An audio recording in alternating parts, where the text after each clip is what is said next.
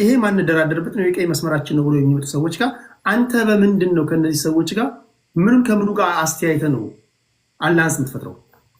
ኦኬ እኔ እያልኩ ያለሁት በመሰለ ቴዲ በአማራ ፋኖ ትግል ውስጥ ሁለት ክንፍ አለ አሉ። አንደኛው ክንፍ ማኒፌስቶ የለው እናውቃለን፣ ግን የፖለቲካል ዲስኮርስ አለ። የሚታገለትን ዓላማ ደጋግሞ በሚዲያ ይናገራል። ማኒፌስቶ ማለት እኮ ወረቀት ላይ የተጻፈ ህግ ማለት ነው። በአስረስ ማሬ ብሏል። በደቂቃ ወተን ይሄንን ምንድን ነው ፐብሊክሊ አናውንስ ማድረግ እንችላለን። እስናር አባውት ማኒፌስቶ አይደለም የምንታገለትን ዓላማ ይሄ ነው ብሎ ገልጸዋል። ደጋግሞ እነዘመነም ይገልጻሉ። የአማራ ህዝብ ጥያቄዎች ይታወቃሉ። ለምሳሌ የመሬት ጥያቄ አለ፣ የህገ መንግስት ጥያቄ አለ፣ የፖለቲካ ተሳትፎ ጥያቄ አለ፣ የኢኮኖሚ ጥያቄ አለ።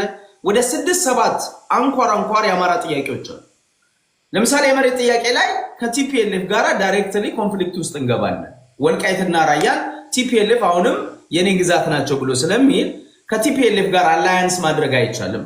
አንድ ስቶሪካል ቁርሾዋል፣ ታሪካዊ ግጭቶች አሉ። ቲፒኤልኤፍ አማራ ህዝብ ላይ ጄኖሳይድ እንዲፈጸም በህገ መንግስቱ ባስተዳደራቸውም 27 ዓመትም እራሱ ከአማራ ነጥቆ አማራን ባፈናቀለበትና መሬቱን በነጠቀበት በወልቃይትና በራያም የፈጸማቸው አትሮሲቲዎች አሉ ነው የአማራ ጥያቄ። እኛ እንደ አማራ ትግል ውስጥ እኔም ሌሎች ሰዎች የሚጋሩት ምንድነው? ከቲፒኤልኤፍ ጋር አላያንስ መፍጠር አንችልም። በዚህ ምክንያቶች፣ አንድ ኮንፍሊክት ኦፍ ኢንትረስት አለን። ሁለት እነዚህ ሰዎች እኛ ላይ ጫና ፈጥረዋል፣ ጭቆና አድርገዋል፣ የኢኮኖሚ ጭቆና አድርገውብናል፣ ጄኖሳይድ ፈጽመውብናል፣ መሬታችንን ነጥቀውናል። በዚህ ምክንያት ከቲፒኤልኤፍ ጋር አላይ መሆን አንችልም። ሁለተኛው ነጥብ ደግሞ የርዕዮተ ዓለም ልዩነት አለ። ቲፒኤልኤፍ አማራ ጨቋኝ ነው ብሎ ጫካ የገባ ነው። አማራን የብሔር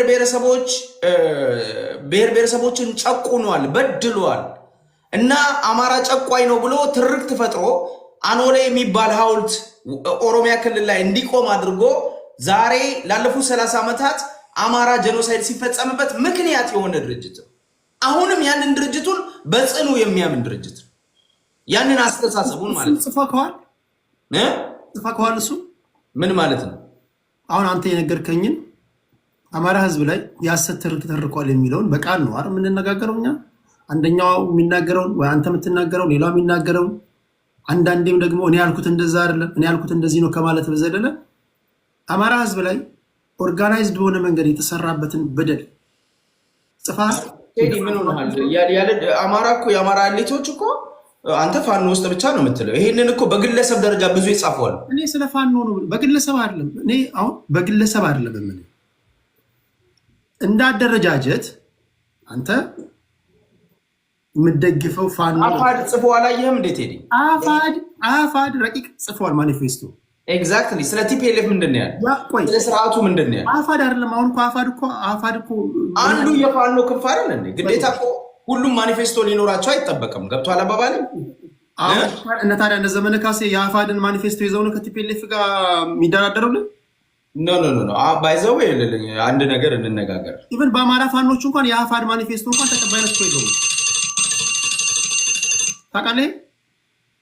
ኦኬ አይ ቲንክ ውይይታችን ያው ባክ ኤንድ ፎርዝ እያደረገ አፋድ አሁን አንተ ይዘህ ይሄ ረቂቅ እንትኑ ከ80-90 በመቶ በላይ የፋኖ ዋና አመራሮች በዋነኛ አራቱ ምትላቸው ለምሳሌ የሸዋ፣ የጎንደር፣ የወሎ፣ የጎጃም ዋና ቀንደኛ አመራሮች አፋድ የጻፈውን ረቂቅ ማኒፌስቶ ተብሎ ተጠይቀው አይቀበሉትም።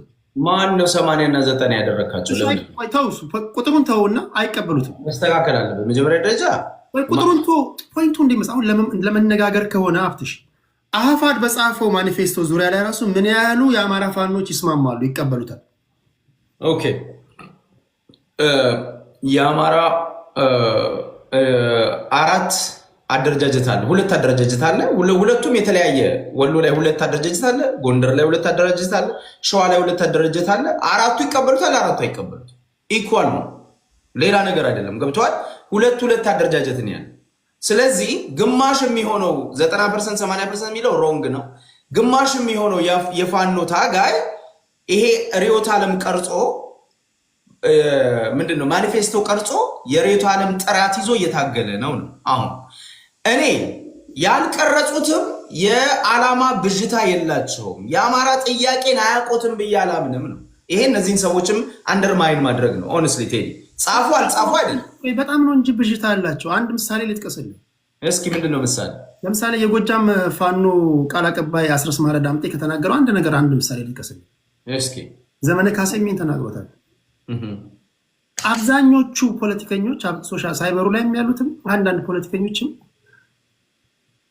አማራ መዳረሻው ኢትዮጵያ፣ መዳረሻው አማራ፣ መዳረሻው ኢትዮጵያ የሚል ትርክት ያራምዱ ነበር። የፋኖ አመራሮች ግራ ገብቷቸው አስረስ ማረ ዳምጤ ራሱ ቃል በቃል እንዲህ ሲባል ሰማሉ። ከየት የመጣ እንደሆነ አላውቅም ብሎ ሲናገር ሰምቼዋለሁ። ይሄን ምን ትላለሽ?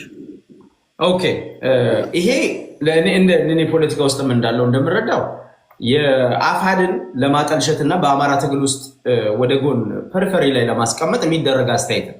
ከዛ አፋድ አማራን አይወክልም እንጂ በሌላ በኩል ደግሞ የምንታገለው የተከፈተብንን ጀኖሳይድ ለመመለስ ነው፣ የሀገር ባለቤት ለመሆን ነው ብሎ ጥርት ያለ አስረስ ማሬም ሆነ ዘመነ ጥርት ያለ ዲስኮርስ ያቀርቡ አይቻቃል።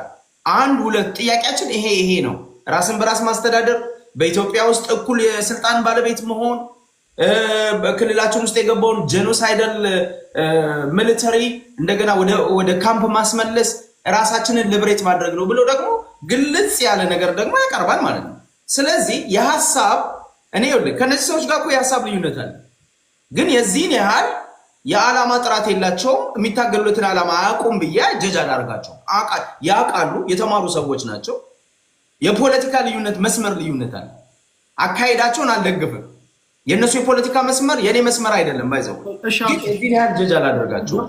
ባላንስ ጉዳይ የመጨረሻ ጥያቄ ላንሳ። ባላንስ ጉዳይ ለምሳሌ ከኔ ጋር የሆነ ቢዝነስ አብረን ሰራ ብትፈልግ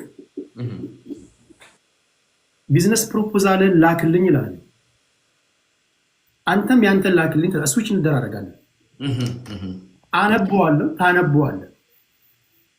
ከዛ ቀጠሮ ይዘን ይሄ ነገር አልተመቸኝም፣ ይሄ ነገር ተመችቶኛል፣ በዚህ ጉዳይ ላይ አብረን እንሰራለን፣ ይሄ ግን አብረን የሚያሰራን አይመስለኝም፣ ስለዚህ ወደ ኮመን ግራውንድ እንምጣ እንባባላለን።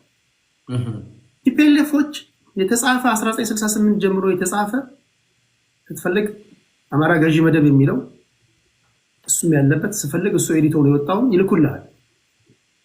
ኦኬ እኛ እንልከልናል፣ ያንተን ደግሞ ላክልን ቢሉ ምንድን ነው የምትልከው?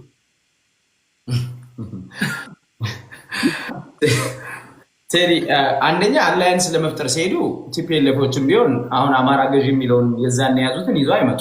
አሚን ሌትስ ቢ ኦነስት ገብተዋል።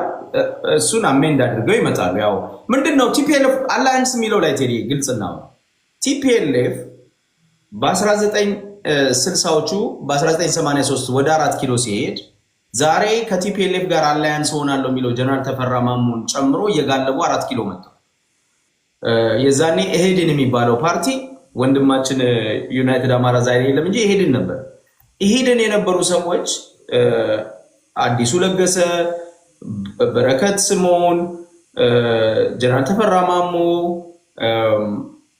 ራሱ እኔ የምወደው ጀግናው አሳምነው ጽጌ፣ ታምራት ላይኔ ምናምን እነዚህ ወያኔ ለእኩልነት እንታገላለን ብሎ ከኢሃፓ አውጥቶ ከህብረ ብሔራዊ የአንድነት ታጋይ ነበሩ እኮ እነዚህ። አባዱላ ኢሄድን ውስጥ ነበር ባይዘው ታውቃለህ። አባዱላ ራሱ ኢሄድን ነበር። ኢሄድን ሲቋቋም ኢትዮጵያዊ ፓርቲ ነበር። ከዛ በኋላ ብአዴን አድርገው አምጥተው ብአዴንን በእነ አባዱላ በእነ አዲሱ ለገሰ ሁሉ እንዲመራ አድርገው እነዚህ አማሮችም ደግሞ ምንም ብአዴን ውስጥ ትልቅ ቦታ እንዳይኖራቸው ተደርጎ ተፈራ ዋልዋ ነው እኮ የሚመራው የነበረው። ተፈራ ዋልዋ እኔ አይ ዶንት ቲንክ የደቡብ ሰው ይመስለኛል ካልተሳሳትኩ። እና አማሮቹም አይደሉም ብዙዎቹ እና አማራ ነው ተፈራ ዋልዋ። ኦኬ ብዙዎቹ ግን ይኸውልህ ለምሳሌ ህላዊ ዮሴፍ ታውቃለህ፣ ትግሬ ነው። ሌዘር ኮት አብዝቶ ሲለብስ የደቡብ ሰው መሰለህ ምን ነው ታውቃለህ። አሁን ህላዊ ዮሴፍን ቴዲ ህላዊ ዮሴፍ ትግሬ ነው። አንድ ደግሞ ማን ነበር? የትግራይ ሰዎችን ብዙ ነበሩበት። ባይዘው አማራ ዋና አማሮቹን ጥያቄ የሚያነሱትን ወደ ስልጣን አያቀርቧቸውም ነበር። ባረም ላይ ነው ምን መሰለህ የዛኔ ቲፒኤልኤፍ እነዚህ ለነፃነት ነው የምንታገለው ብሎ ጋልቧቸው 4 ኪሎ ገብቷል።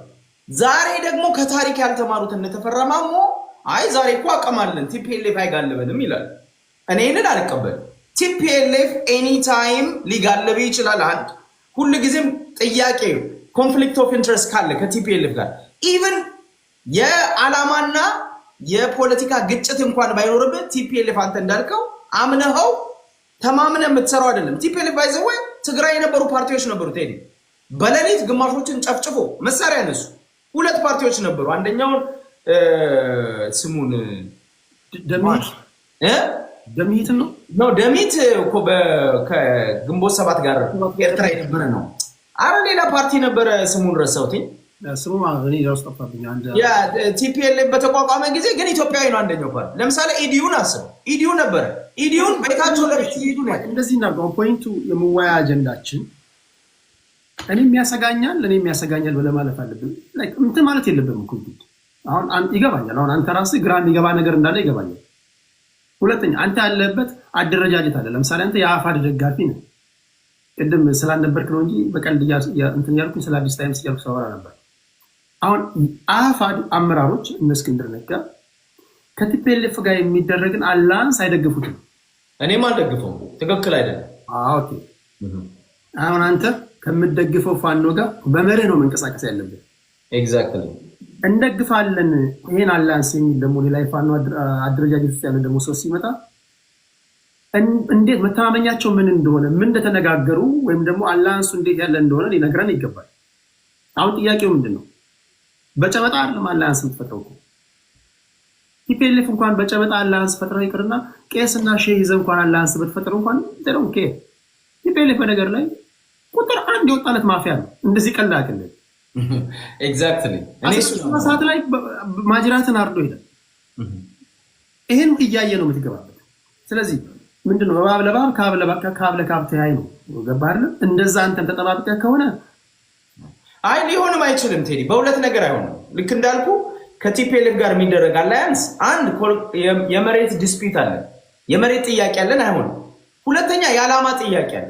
ቲፒኤልኤፍ የአማራን ህዝብና እንደ ህዝብ ጠላት አድርጎ የፈረጀ ፓርቲ አማራ ጨቋይ ነው ብሎ የህዝብ ላይ ጄኖሳይድ እንዲፈጸም ህገ መንግስት የቀረጸ ሐውልት ያቆመ ትርክት የሰራ ትርክት ያስፋፋ የኢትዮጵያን በትረ ስልጣን ይዞ የኢትዮጵያን ሪሶርስ ተጠቅሞ የታክስ የግብር ከፋዮችን ሪሶርስ ተጠቅሞ መጽሐፍ የጻፈ አማራን ያስጠላለ ብሔረሰቦች አሁን ዛሬ ላለፉት 30 ዓመታት አማራ በኦነግም ሆነ በብልጽግና በራሱ በቲፒኤልኤፍ ሌላም ቦታ እንዲገደልና እንዲጨፈጨፍ ዋነኛ መንስኤ የሆነው ቲፒኤልኤፍ ነው። ከዚህ ቡድን ጋራ በምን ሂሳብ ነው አላያንስ የምትፈጥረው?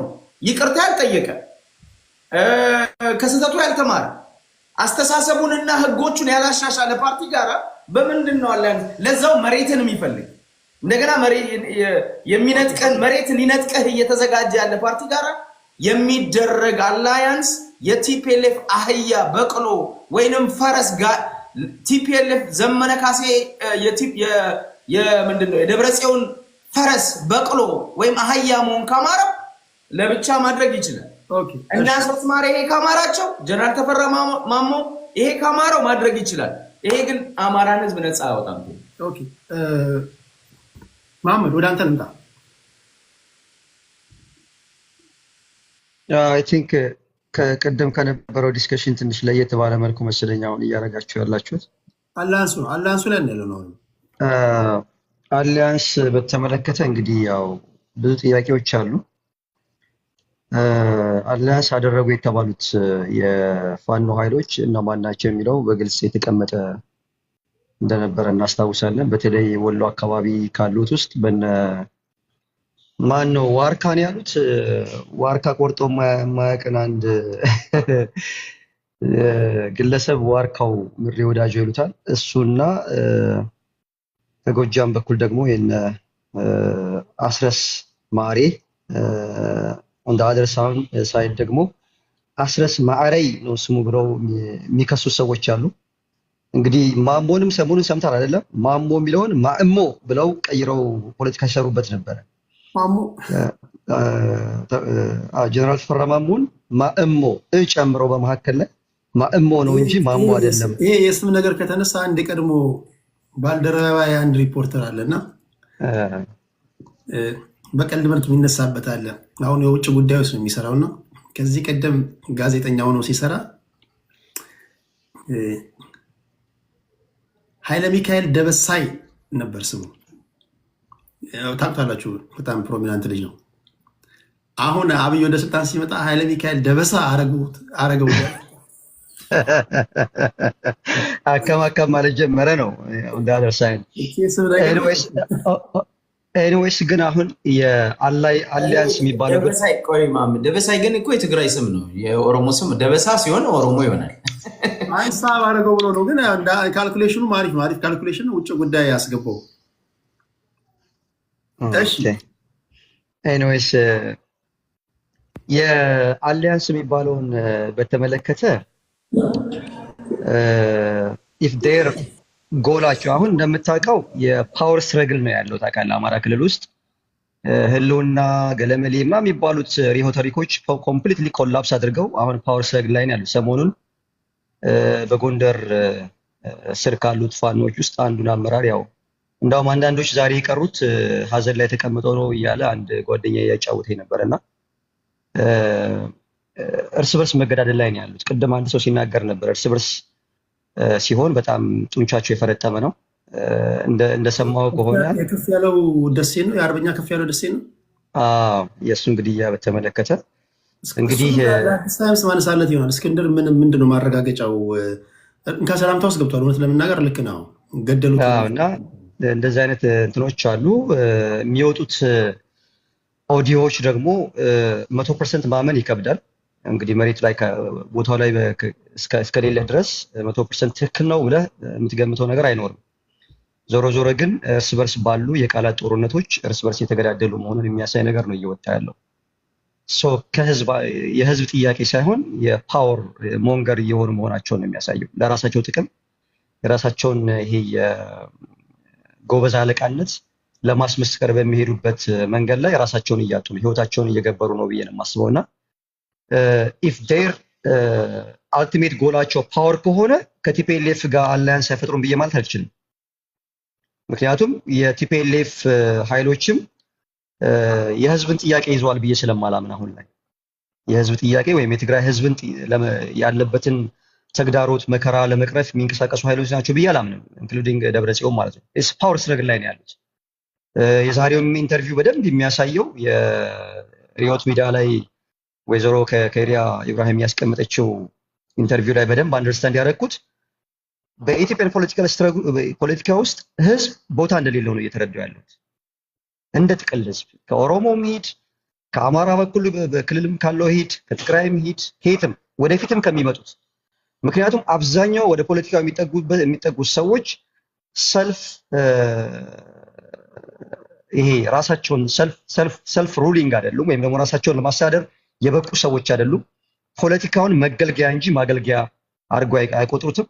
ስለዚህ እንደዚህ አይነት አቅም ያላቸው እንደዚህ አይነት ኢንትረስት ያላቸው ሰዎች ከመጡ ህዝቡ እንደሚጨቁን እንደሚጎዳ ምንም ጥርጥር የለውም። እና ከህዝብ ጋር ከሆነ ግን አሁን ቅድም አዲስ ታይምስ የሚያነሳው አለ። ምንም እንኳ የአማራ ህዝብ እንደ ህዝብ የሚል አንብቤ አላቅም።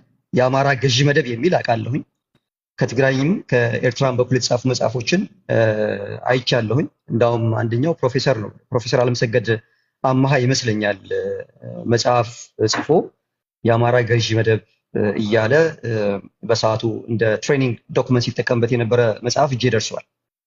ከሻዕቢያ በኩል ያለ ማለት ይዘ ፕሮፌሰር እንግዲህ ፕሮፌሰር ይሄ ነገር በመጥመቅ ፕሮፌሰርሺፕ ያገኙ ሰዎች አሉ ሀገራችን ውስጥ። በጣም እንደዛ አይነት ሰው ነው እንጂ በተናጠል ህዝቡን እዛው መጽሐፍ ላይ ህዝብ እንደ ህዝብ ችግር ላይ መሆኑን በስርዓት ውስጥ ያለፈበትን ነገር የሚያነሳቸው ነገሮች ስላሉ ማለት ግን ገዢ መደብ የሚለውን በጣም ስትረስ አድርገው ነው የሚሄዱበት። ለእኔ ግን ሁልጊዜም ጥያቄ የሚሆንብኝ በሰዓቱ ገዢ መደብ ተብለው የሚጠቀሱ ሰዎች ራሳቸውን እኔ አማራ ነኝ ብለው የሚገልጹ አልነበሩም። ከየትኛውም የአገሪቱ ክፍል ውስጥ በሰዓቱ ለነበረው አይዲዮሎጂ ራሳቸውን አስገዝተውና በዛ አይዲዮሎጂ ውስጥ የራሳቸውን ጥቅም የመጡበትን ህዝብ አይደለም የተነሱበትን አይደለም። ያን ማሳያዎች ላስቀምጥልህ እችላለሁ። በዛ መልኩ የነበሩ ሰዎች አሉ። እነዛ ሰዎች ይክፋም ይልማም የሰሯቸው ስራዎች አሉ። እነዛን ስራዎች የምንተችበት ብያኔ የምንሰጥበት አንግል በፕሬዘንቲዝም ከሆነ በዛሬነት አሁን በአሁናዊነት ከሆነ መስማማት አንችልም ሁላችንም። አሁን ቅድም አዲስ ታይምስ እንደሚናገረው የአኖሌ የገለመሌ የሚለውን የውሸት ትርክት ለማድረግ የሚሞክረው ነገር ስላለ ማለት ነው። እኔ የውሸት ትርክት ነው ብዬ አልወስድም። የውሸት ትርክት ነው ብዬ ከመናገር ይልቅ ያለውን ነገር እንዴት ተፈጠረ፣ ለምን ተፈጠረ፣ ማን ፈጠረው የሚለው ላይ ዲፕ ዳይቭ ገብተን ተነጋግረን በጠረጴዛ ዙሪያ እኛ ስላልሆነ እየሰራ ነው ያን ጉዳይ እንዴት አድርገን ያን አክስመን ወደፊታችን እንዴት እንራምድ የሚለው ነገር ላይ ነው ፎከስ ማድረግ አለብኝ የማስበው እንጂ ሁል ጊዜ ባክረብ እያረኩኝ ወይም ደግሞ እንትን ትሪገር እያረኩኝ የፖለቲካል አጀንዳ እንዲሆን ስለማልፈልግ ማለት ነው። ስለዚህ በዚህ መልኩ መታየት አለበትና አላይመንት ሊፈጥሩ ይችላሉ ባይሁ ኮርኮሮክ ይሄ የሰሜናዊ የሚባለውም ጉዳይ የራሱ የሆነ ኔጌቲቭ ኮኖቴሽን ቢኖረውም የማልቀበለው ግን ለመሆን ወደ ኋላ ይችላሉ ብዬ አላስብም። ጥንትም የነበረ ነገር ስለነበረ ማለት ነው። ጥንትም እኮ ነበር አይደል? ስለዚህ ዛሬ አንተ በገባህ መጠን ሰሜናዊ አላያንስ ብለው የሚፈጥሩት አንድነት ምንድን ነው? በሰሜን አላያንስ 4 ኪሎ ለመግባት ነው እንግዲህ ራሳቸው የህልውና አደጋ ተጋርጦብናል ወይስ ራሳችንን እናድን ነው? ጥሩ ጥያቄ ነው። አሁን እሱን በሁለት መንገድ ነው የማየው። አንድ ሂስቶሪካሊ እንግዲህ ከትግራይ የሆነች ቦታ አለች ሳውዝ ኦፍ ዳት ይሄ በመሆኒ ከመሆኒ ጀምረ ሳውዝ ኦፍ መሆኒ ያለው ኤሪያ ሁል ጊዜ ሳውዘርን ብለው ነው የሚያስቡት። ከዛ አካባቢ የሚነሱ የፖለቲካል ዲስኮርሶችን ብዙውን ጊዜ አይቀበሉም ትግራዮችም ማለት ነው። ኤርትራውያኖቹም ከራሳቸው ሳውዘርን ፓርቱን አይደግፉም ኢንክሉዲንግ የትግሪያን ኃይሎችን ማለት ነው። እነዚህኞቹ ደግሞ በዚህ መልኩ ነው እየመጡ ያሉት እና ከዛ ፐርስፔክቲቭ እነሱ የሚያስቡት ምንድን ነው? እኛ የስልጣኔ ማማ ላይ የነበርነው እኛ ነን። ሂስቶሪካል የቋንቋ የባህል የእምነት አንድነት ስላለን ያንን ነገር እንደ ገፊ ኃይል ወይም ደግሞ እንደ መነሻ አድርገን ዲስኮርስ የምንሰራ ከሆነ አንድ እንሆናል ብለው የሚያስቡ ግሩፖች አሉ። እዚሁ ቲክቶክ ላይም ሲያወሩ የምናያቸው ማለት ነው። በተለይ ይሄን የሚያነሱት የአጋዚያን ህብረት የሚባል እንድምታ ያላቸው ወደ ስትፍቃቸው እንዳውም ይሄንን ሪሊ የአማራ ብሔርተኛ ነን ብለው የሚያስቡ አንዳንድ ለምሳሌ ስም መጥቀስ ካስፈለገ ልንጠቅስ እንችላለን። በጣም የሚቃወሟቸው ናቸው። ምክንያቱም ስራቸው የተለየ ስለሆነ ፑሽ የሚያደርጓቸው ከሻዕቢያ በኩል ያሉ ግለሰቦች ናቸው። ከሻዕቢያ በኩል ያላቸው የመጨረሻ ሪሊጂየስሊ ራሱ በሚታሰበው መልኩ ይሄዱ አይደለም። ከዚህኛው በኩል ደግሞ ምንድነው አሁን ላይ አብይ አህመድ እየመራው ያለውን ስርዓት ኮምፕሊትሊ የአንድ ማህበረሰብ ተዋጽኦ ያለውና ለሰሜኑ ጥላቻ ያለው አድርጎ የመሳል አጀንዳ የሚሄዱ አሉ። ይሄ ሁለት ነው። ግን ያዋጣል አያዋጣም እንግዲህ ይግፉበት ነው ብዬ የምለውና በዛ መልኩ ነው የምረዳው። እሺ ራጃችን እንኳን ደህና መጣ። ጠፍታል። ደሳለኝ ሬዲ ካልሆንክ ወደ ስዩም ሄዳለሁ። በአላያንስ ጉዳይ ነው እያወራን ያለ ነው።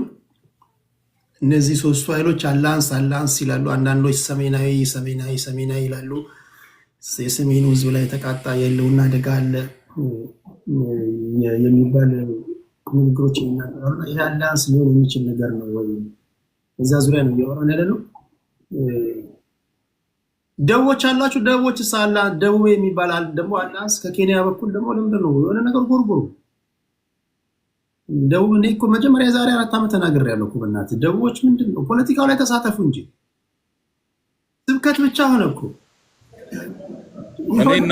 እኔና ስዩም አሊያንስ ልንፈጥር ነው። እስከ መቼ ነው ነብይ እየተቀበላችሁ እንደዚህ የምትሉት? ገባ ወደ ፖለቲካው ሀገር ናት። የድሮ ፖለቲከኞች አትሊስት በጣም ቻሌንጅ ሲያጋጥማቸው በአምቻ ጋብቻም ሉዝ ያደረጉ ነበር። አሁን ላይ ግን አስቸጋሪ እየሆነ ይመስለኛል እና አሁን ከባድ ነው።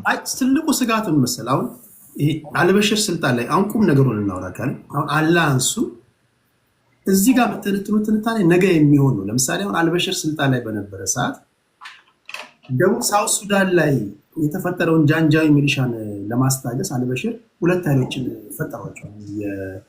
የሱዳን አርሚ ፎርስ እና የራፒድ ሰፖርት ግሩፕን ፈጠራቸውና ይህን ጃንጃዊ ሚሊሻ እንዲያጠፉለት ነው። ዳጋሎና ማነው አሁን ስልጣን ላይ ወጣው የሱዳን አርሚ ፎርስ ጀነራል አብዱራህማን አልቡርሃኒ አልቡርሃን አሁን እነዚህ አላያንስ ፈጠሩና አልበሽርን ከስልጣን አስወገዱት። አልቡርሃን እና ጀነራል ዳጋሎ ወይም ደግሞ ሀሚቲ የሚባለው ማለት ነው። አልበሽርን ከስልጣን ካስወገዱ በኋላ መሀል ካርቱምን እንዳያቸዋት አደረጓት። ካርቱም እጅግ አሳዛኝ ፕሌን የለ፣ ኢንፍራስትራክቸር የለ። ይሄ የሱዳን አርሚ ፎርስ እና የራፒድ ሰፖርት ግሩፑ እዛው ካርቱምን ባትል ግራውንድ ነው ያደረጉት።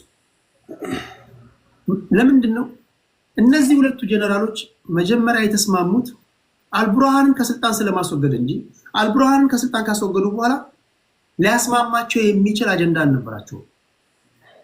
አሁን ኦኬ ቲፒኤልኤፍ፣ ፋኖ፣ ህወሓት አላያንስ ከፈጠራቸው ኦነግም ተጨምሮ ማለት ነው ከገባ ምሳሌ ነው። ምናልባት ኦነግም አንዳንድ የቲፒኤልኤፍ ሰዎች ግማሹ የኦነግ አመራሮች እኛንን ይላሉ፣ ሰምታል ብዬ አስባለሁ። መሀል አዲስ አበባ ላይ ልክ እንደ ካርቱም ልትደባደቡ ነው። አላያንስ ስትል ዝም ብለህ የለብለብ እኮ አይደለም፣ የሲሪየስ ጉዳይ ነው እኮ። ነገ እንደማትደባደብ ምንድነው መተማመኛ? ነገ ዜጎቻችን መሀል አገሪቷን ለቀው ልክ እንደ ሱዳን እንደተሰደዱት ሁሉ እናቶቻችን አባቶቻችን ፍራሾቻቸውን ይዘው እንደማይሰደዱ ምንድነው መተማመኛ? ዝም ብለህ ሞቅ ሲል ነው አላያንስ የምትለው ወይስ እንፈጥራለን የምትለው አላያንስ እውነትን ነገ ማትጣላበት ማትካካድበት ትክክለኛ አላያንስ ነው? ኦኬ 4 ኪሎ ከገባ በኋላ ቲፒኤልኤፍ እና ፋኖ ዝም ይላሉ፣ ሻዕቢያ ዝም ይላል፣ የራሱ ኢንተረስት የለውም። ይህን ጉዳይ እንዴት ነው የምታዩት? እና በጠርጠረን ይህን ጉዳይ እናውራ ብዬ ነው። ደሱ ከመጣ 7 ደቂቃ አለ። እሺ ታንክ ደቡብን ካነሳ አይቀር ቀርቦ እኮ አንድ ላይ ነበር አይደል? አሁን ተለያይተን ነው እንጂ ብርቃችን አይደለም አንድ ላይ መኖር። አሁንም ደቡብ አይ ቲንክ አላያንስ አለ። አይተህ ከሆነ አዳዲስ ክልሎች ሲወጡም በደም መፋሰስ ምናምን አይደለም፣ በአንድ ላይ ተሰብስበን ያለ ነው። እና አንደ ግን ተሞክሮ ነበረ እኮ ኩሽ የኩሽ ህዝቦች የሚል ተሞክሮ ነበር። የትድረስ አላውቅም። ቲፒኤልኤፍ ሞክረ ነበር ደግሞ እኮ ብሔር ብሔረሰቦች የሚል ቲፒኤልኤፍ ከ4 ኪሎ ከተባረረች በኋላ ባይዘ በጣም አሊያንስ ትሞክራለች፣ ፌል ያደርጋል፣ ወደዛ ትሄዳለች፣ ወደዚህ ትሄዳለች፣ ብዙም አልተሳካላትም። እኔ የአሁኑ አሊያንስ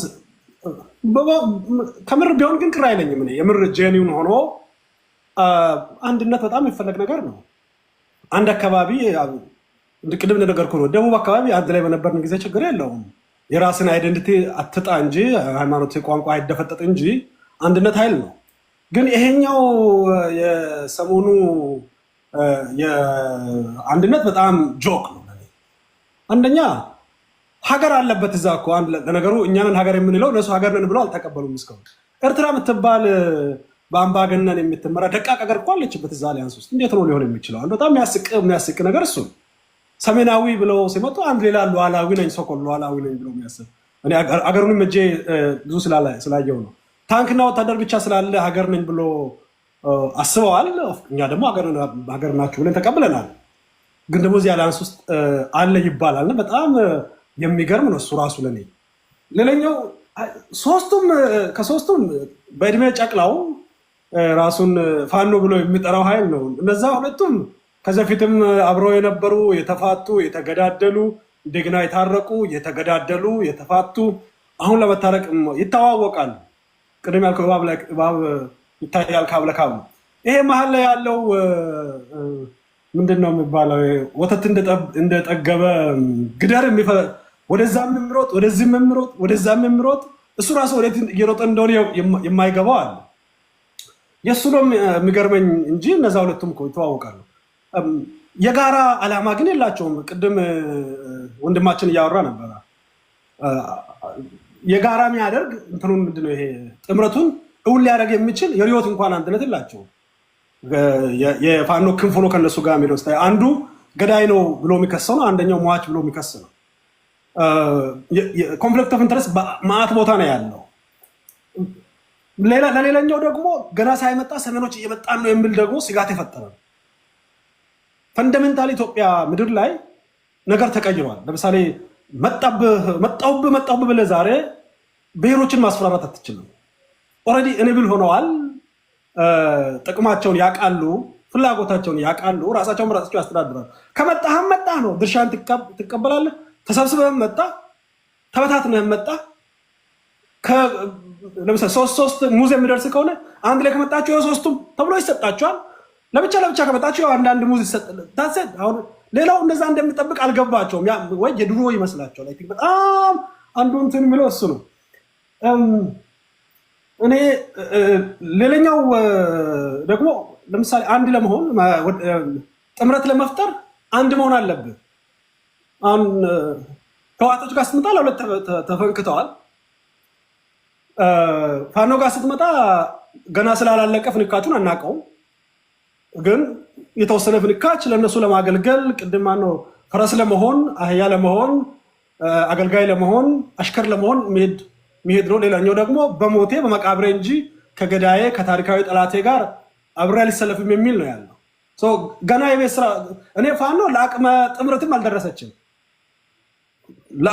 ለጥምረት እኮ ኳሊፋይ ማድረግ አለብህ። አንድ ሆነ ሊደር መርጠህ ቅድም እየጠየቅ ነበረ። ህገ ልቦና እንደሚባል ምንድን ነበረ የማኒፌስቶ ልቦና የሚል ነው የተጻፈ።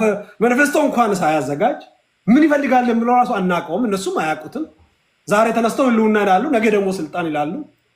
ዛሬ ተነስተው ደግሞ ህወሓት ገዳይ ነው፣ ርስቴን የወሰደ ነው፣ የአማራ ቀንደኛ ጠላት ነው ይላሉ። ነገ ተነስተው ደግሞ አብሬ እሰራለሁ፣ የጋራ ህልውና ያለን ይላሉ። ከወንድም ጋር ለመስራት እስክንድርን በነፍስ እየፈለጉ እስክንድር አሁን መግለጫ ሲያወጣ ሰምቻለሁ። ምንም እንኳ መንግስትን የታገለ ቢሆንም አንዳንድ ስታንዶች በጣም እንደ ታጋይ ትክክል ናቸው። ይሄ ነው አቋሜ፣ ከዚህ ጋር ልደራደርም፣ ይሄ ነው መስመሬ ምናምን ይላል። ከሱ ጋር ለመነጋገር አቅም ያጣ ሄዶ ከደብረጽዮን ጋር ለመነጋገር አቅም ካገኘ አሜን ከብደት ውጭ ሌላ ምን ሊመጣ ይችላል? እና እኔ ትልቁ መሰረታዊ ችግር የዚህ ጥምረት አንደኛ የሚጣመሩት በጋራ ዓላማ በጋራ ግብ አይደለም። የጋራ ጠላት የሚሉት ኃይል አላቸው። ኢቨን በዛ ጠላት እንኳን እኩል አይደለም። አንዳንዶቹ ጠላትን ብሔር ያደርጋሉ፣ አንዳንዶቹ ደግሞ ጠላትን ድርጅት ያደርጋሉ፣ ወይ መንግስት ያደርጋሉ፣ ወይ ገዢ ፓርቲ ያደርጋሉ። በሱ ላይ ተግባቡላ አይመስለኝም። እዚህ ውስጥ ቢጽፉት ንግደፎችን አይደለም እያልኩ ነው። ትግደፎች መሄጃ ስለሌላቸው ነው። ቤት አልባ ጎዳና ተዳዳሪ ናቸው እነሱ። በሀገራቸው ኢንተርኔት ስለሌለ ቲክቶክ ስለማይታወቅ አክቹዋሊ ይታወቃል። አሁን በአርባ ብር ይሸጣል፣ በአርባ ናቅፋ ይሸጣል። ምንም መሄጃ ስለሌላቸው ዲፕሬሽናቸውን ለማራገብ ፖለቲካን ለመማር ለመለማመድ ምናምን እዚህ ይመጣሉ። በመጡበት ሰዓት ላይ እነሱም እንግዲህ ሰሜን ውስጥ አለን ብለው ሊሳደቡ ይችላል። ሌሎቹን የኛ የሀገሮቹ ሁለቱ ግን እኔ ገና አይደለም ሊጣመሩ ተጣምረው ውጤት ሊያመጡ ይቅርና በተለይ አንደኛው ክንፍ ራሱ በራሱ ይቆም አይደለም፣ አንድ አልሆነም፣ አመራር የለውም፣ ገና ከመገዳደል አላለፈም። እኔ ገና መቹር አድርጎ እስኪወጣ ገና 1000 ዓመት የሚመስለው ይመስለኝ። ቴንክ ዩ ቴዲ ደሳለኝ። ምንድን ነበረ የቻናል ስም? ረሳሁት፣ ረጅም ጊዜ ከተከታተልኩ። በነገራችን ላይ ምንድን ነበር ቻናል ስም? መሀል ሚዲያ ይባላል። ሰብስክራይብ አድርግ። አመሰግናለሁ። መሀል ሚዲያ ሰብስክራይብ አድርጋችሁ። በነገራችን ላይ የቴዲን ሰብስክራይብ አድርጉ። ብልጽግና ሆነ ሰብስክራይብ አድርጉልኝ። በሳምንቱ በጣም ካሳቀኝ ዜና አሁን ይሄንን ውይይት አሁን እዚህ ጋር የሚሰድቡን ማለት ነው የሚሰድቡን አሁን አሉ የጎረቤት ሀገር ሰዎች የኢሳያስ አፈወርቂ ደጋፊዎች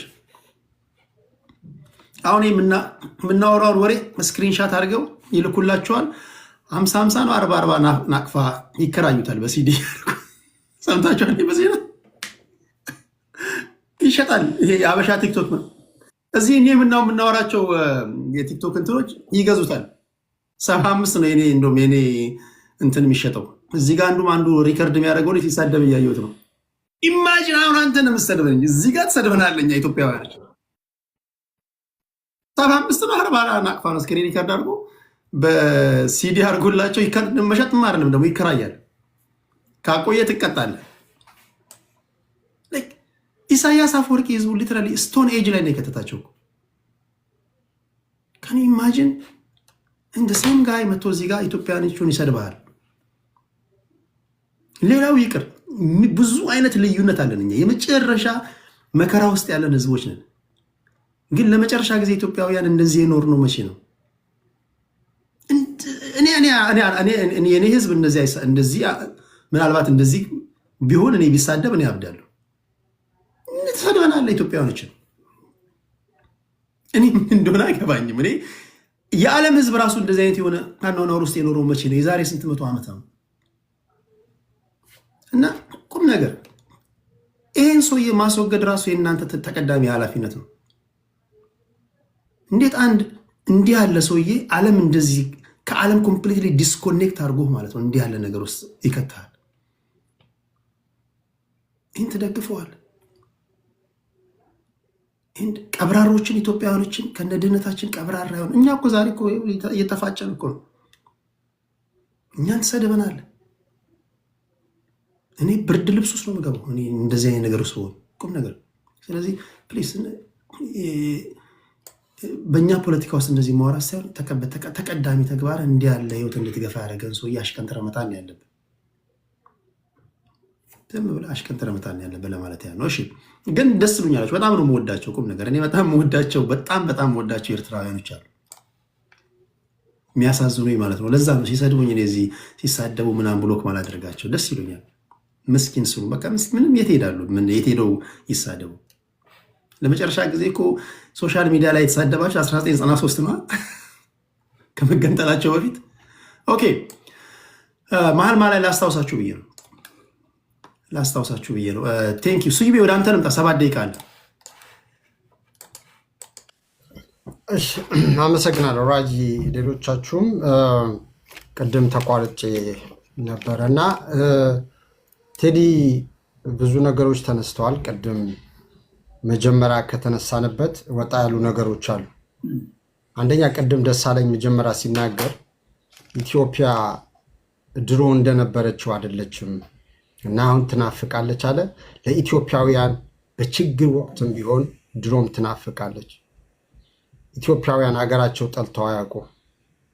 መንግስቱ ኃይለማርያም እንኳን የሀፓዎች ሱዳን ውስጥ ባሉበት ጊዜ ሲያሳድዷቸው ሀገራቸው ጠልተው አይደለም እኔን ጠልተው ነው ያለው። ስርዓቱ ነው እንጂ የምንጠላው ሀገራችን ጠልተን አናውቅም። ዛሬም ምንም ያህል ብንገፋፋ ምንም ያህል ጦርነት ውስጥ ብንገባ በብሔራዊ ጥቅምና ሉዓላዊነት ጉዳይ ከማንም ጋር መደራደር አለብን ብዬ አላምንም። ኤርትራ አገር ነኝ ካለች አገር ነች። ነገር ግን ያላለቀ ግን ቢዝነስ አለ። they have to understand that. and then የጥምረት ጉዳይ ሲመጣ ህወሓት፣ ሻዕቢያ በአጠቃላይ ኢቭን የብልጽግና መንግስት ሻዕቢያ፣ ህወሓት ኤጀንቶች ናቸው ብዬ ነው የማምነው። ዲቴል አልገባም፣ ግን ኤጀንቶች ናቸው። የውጭ የምንዋጋው ፕሮክሲ ዋር ነው። ፓወር ስትረግል ያለው ሌላ እዛ ጂኦፖለቲክስ ላይ ኢንተረስት ያላቸው ቡድኖች መሳሪያ ያቀርባሉ፣ የኢንተለጀንስ ድጋፍ ይሰጣሉ፣ የሳተላይት ድጋፍ ይሰጣሉ። አብይን አህመድን ለማስጎንበስ ከፈለግ በሻዕቢያ በኩል ነው የምትመጣው። ቀጥተኛ ከመጣ ማግኘት የምትፈልገው አብይ ላይ ይሰጥ ይችላል። ስለዚህ ሌሎቹ ማጠናከር መቻል አለባቸው። የተለያዩ ሀገራቶች ምን ኢንተረስት አለው የሚለው ጂኦፖለቲክሱ ይወስነዋል። የስልጣን እነሱ ብቻ ስለፈለጉ አይደለም። ህዝብማ ተረስቷል።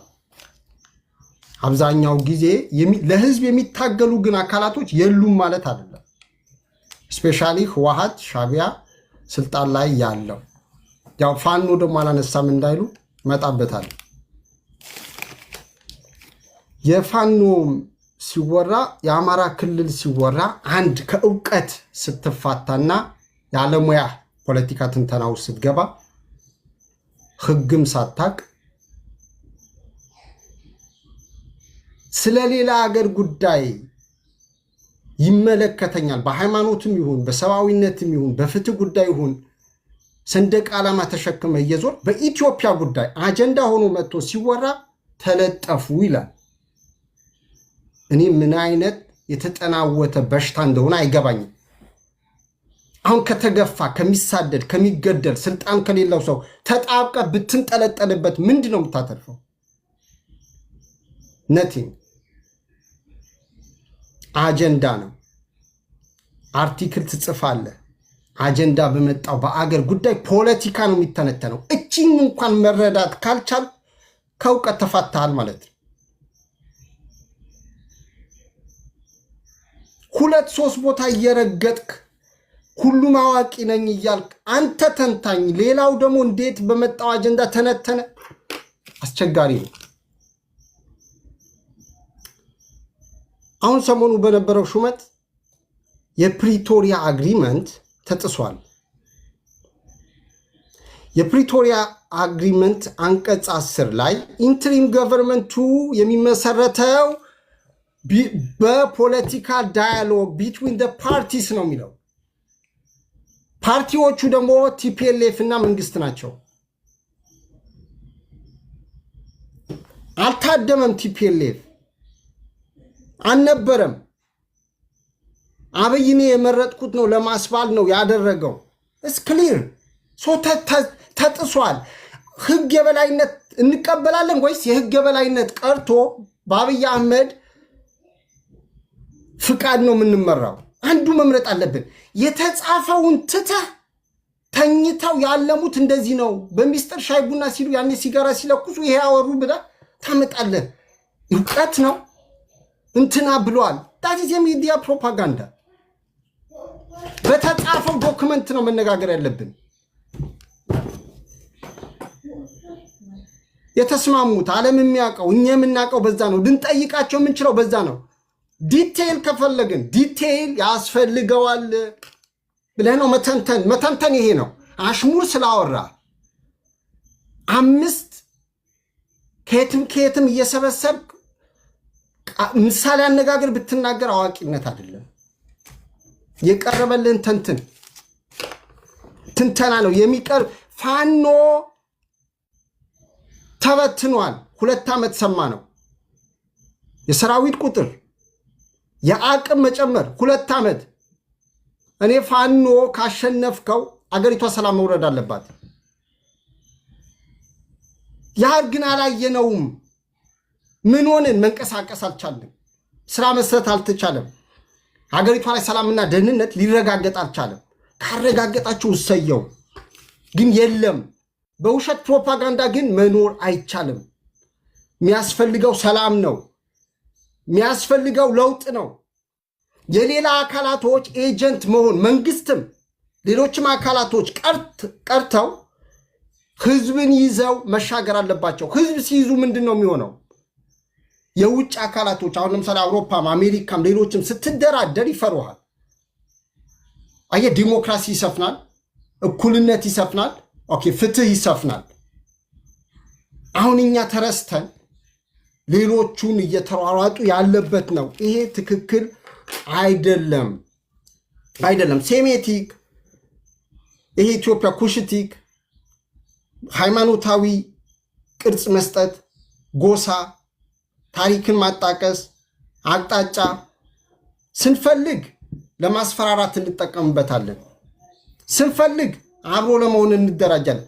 ያለው የተቀመጠልህን የሚታየውን የሚዳስሰውን ሌሎችም የሚሰሙትን እንትን ከማለት በሌላ ዓለም ላይ እየዋኘን በዚህ ተደራጅቶ ይመጣል፣ በዚህ ተደራጅቶ እስቲ የመጣውን ብቻ እንትን ቢታይ።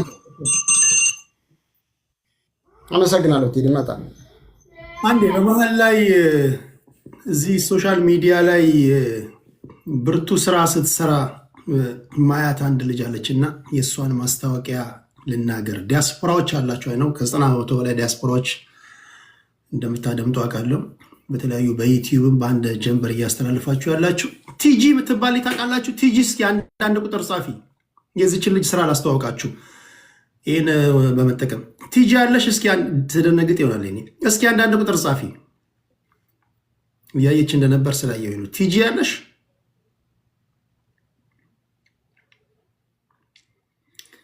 ቲጂ አንዳንድ ቁጥር ጻፊ አለሽ? ቲጂ አትፍሪ፣ ላስገባሽ አይደለም። ቲጂ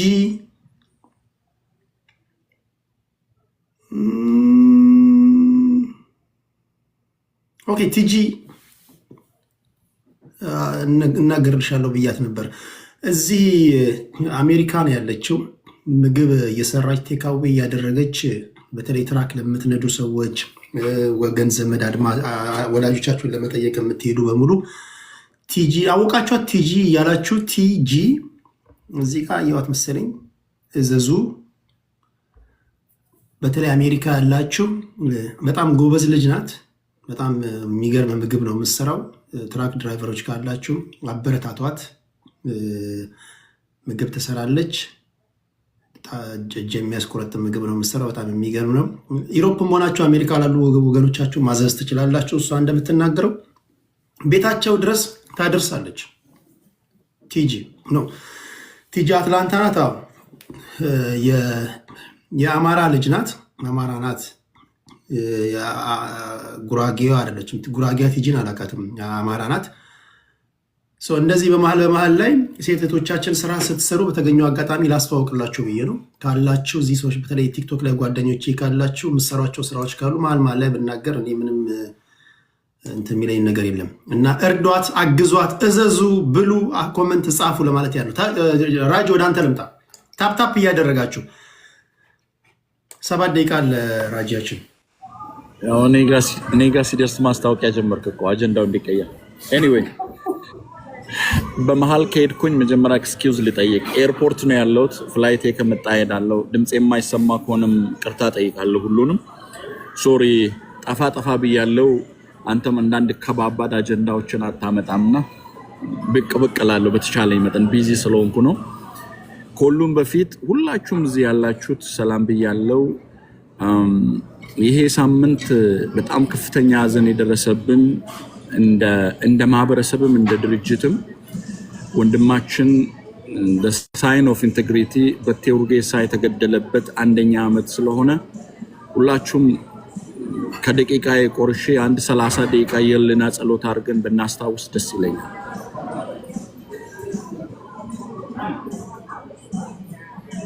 ቪዲዮ አብሮ አንዴ የተቀደሰ ሀሳብ በነገራችን ላይ ቪዲዮ አብሩ።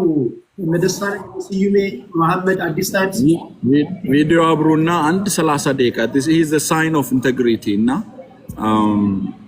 ለሁላችንም በሰላማዊ መንገድ ሲታገል የነበረ ለማንም ቢሆን በኩልነት የሚያስብ ጥሩ ተምሳሌት ሊሆን የሚችል እንደ ሀገር እንደ ድርጅትም እንደ ሀገርም እንደ ማህበረሰብና 1ኛ ዓመቱ ነው ከተሰዋ። 30 ሰከንድ የህሊና ጸሎት ብታደርጉ ደስ ይለኛል።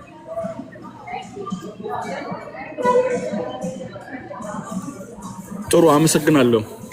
ጀግና ሁሌም ይወደሳል ይታወሳልና ሁሌ እንዘክረዋለን። ሌላኛው እኔ እንግዲህ በአጀንዳዬ ላይ ነው እንትን ማድረገው። መጀመሪያ የተነሱት ላይ የሆነ ነገር ለማለት ምናልባት ሰው ለቆምበት ዓላማ መሰዋቱ እንዳለ ነው። ምናልባት አዲስ ታይምስ አልሰማም መሰለኝ። እሱ የሚደግፈው ድርጅት ከዚህም በፊት ይገዳደላሉ ተው አንድ አጀንዳ አምጡ ብለን ስንናገር ምን አገባችሁ ሂደ ስለሆነ ብቻ አውራ አባል ነበረ። ያው እንግዲህ አንዳንዴ ገዳይ ወዳለው ተኳሽም አልጠላ ሲደክመኝ አልፋለሁ ከጎፈሬው ጥላ ይባላል አይደለ? መገዳደል እንደንትን ከተወሰደ አንድ ጓዳቸው ተሰውቶ እስክንድር መግለጫ ሲሰጥ አይቻለውና እሱን እንደዛው ብታስታውሰው ለዓላማው ብዬ ነው። አያና አይበቃንም ተረቱ አንተም ጨምር። አያና ሌላ እኔ ሌላ ማሞ ሌላ መታወቂያው ሌላ አልኩና ስለዚህ መገዳደሉን እዛሽ ጋር ከዚህ በፊት ሳነሳ ስለሳቃችሁብኝ ነው ፕሩፍ ስለሆነ ለማለት ብዬ ነው። ራሳችንንም አፕዴት ማድረጉ ጥሩ ነው። ብዙ ጊዜ እዚህ ጋር መረጃ እየመጣ የተሳሳተ ነገር ይመጣልና ስለነ ታደሰ ወረደ ተነስቶ ነበር። ታደሰ ወረደ የቲፒኤልኤፍ አባል አይደለም፣ ሌተናንት ጀነራል ነው። እንደውም የመጨረሻ ከኢትዮጵያ መከላከያ ሁሉ የአቤይ ዩናይትድ ኔሽን ፒስ ኪፒንግ ኃላፊ ነው። ባንኪሙን ሹሞት እዛ ሰራ ነው እስከ 2000 እንትን ድረስ ግርግሩ እስኪነሳ ድረስ የነበረበትና የአንድ የፖለቲካ የመከላከያ አባል ኢንዳይሬክትሊ በነፃነት ጊዜ ሊዋጋ ይችላል። ለቲፒኤልኤፍ ግን የፖለቲካ ድርጅት አባል መሆን አይችሉም። አሁንም ያሉት የመጡት ከፖለቲካ ድርጅት ነው። ግን የመከላከያ ሰራዊት አባል ስትሆን የማንም የፖለቲካ ድርጅት ሲምፓታይዘር ልትሆን ትችላለህ፣ ግን አባል አይደለህም። ስለዚህ እንደዛ ብትረዳው። ሌላኛው ስለ አሊያንስ ያነሳችሁት ነገር አሁን እኔ ባለድርሻ አካላቶችን ነው ነጥለን ማየት አለብን። አሊያንስ ስናነሳ እኔ እንደ አንድ የኦነግ ደጋፊና የኦሮሞ ብሔርተኛ የኦሮሞ ህዝብ የነጻነት ትግል የማንም ትግል ተለጣፊ አይደለም፣ ለማንም ትግል ደግሞ ስጋትም አይደለም። ስለዚህ የጋራ ጠላት ብቻ ስላለ ሳይሆን የጋራ አጀንዳ ከኦሮሞ ህዝብ የነጻነት ትግል ውስጥ የጋራ አጀንዳ ካላቸው ኃይላት ጋር የኦሮሞ ህዝብ አሊያንስን መፍጠር ይችላል። ኦነግም እንደ ድርጅት አሊያንስን ይፈጥራል። ከዚህም በፊትም ፈጥሯል። ከሻዕቢያ ጋር ተሞክሯል። የሻዕቢያ ኢንተረስት ደርግን ከተጣለ በኋላ ያመጡ የሰነቁት ነገር ለኦነግ ስለማይሆን የተው ከቲፒኤልኤፍ ጋር እንደዛው ከኤኤፍዲ ከቅንጅት ጋር ወያኔን ለመጣል ተደርጓል። ከዛም በኋላ ደግሞ ፒኤፍዲ አሁን አክቲቭ የሆነ ፒፕል ፎር ዲሞክራሲ እና አሊያንስ የሚባል ከኦኤንኤልኤፍ ከሲዳማ ከአፋር ከሌሎች ጋር the same time የኢትዮጵያ ተቋሚዎች ኮከስ ጋር ኦነግ ይሰራል። እነዚህ አንድ የጋራ አጀንዳ ስላላቸው በአጀንዳ ላይ ነው። አሁን አሊያንስ ብለህ የምታነሳው አሁን የሻዕቢያ የፋኖና የቲፒኤልኤፍን ብታነሳ የጋራ ጠላታቸውን ብልጽግና አላቸው እንጂ የጋራ አጀንዳ የላቸው። የቅድም እንዳነሳው እንደ ሱዳን የጋራ አጀንዳ ከሌለክ የጋራ ጠላትን ከጣልክ በኋላ ችግር ውስጥ ትገባለህ ማለት ነው። 2018 ቲፒኤልኤፍን ማስወገድ ላይ ብቻ ነው ኦሮ አማራ የመሰረቱት። በማግስቱ ያ የትም ሳይደርስ የተሰነጠቀው የጋራ አጀንዳ አልነበረውም። ከቲፒኤልኤፍ ውድቀት በኋላ የኢትዮጵያ ጣፈንታ የሌሎች ፖለቲካ ድርጅቶች ድርሻ ምን ይሆናል የሚለው ውዝን ኦሮሞ ራሱ የራሳችንን ካምፕ ስንገመግመው የዛን ጊዜ አንድ ወጥ የሆነ ፖለቲካ ይዘው ቢገቡ የኦሮሞ ተቃዋሚዎች ብልጽግና ድሉን አግኝቶ የትግሉ አካል መሆን የሚገባው የብልጽግና ኦህዴድ ውስጥ የነበሩ የኦሮሞ ልጆች የትግሉ ባለቤት ሆኑ ብለን እንኮንናለን ራሳችንም ካምፕ ራሱ። ስለዚህ የጋራ አጀንዳን ስለሌላቸው አሊያንሱ ሻዕቢያ ፕሮክሲ ነው የሚፈልገው። ሻዕቢያ መጥቶ ይዋጋል ኢትዮጵያ ውስጥ ብላ አታስብ።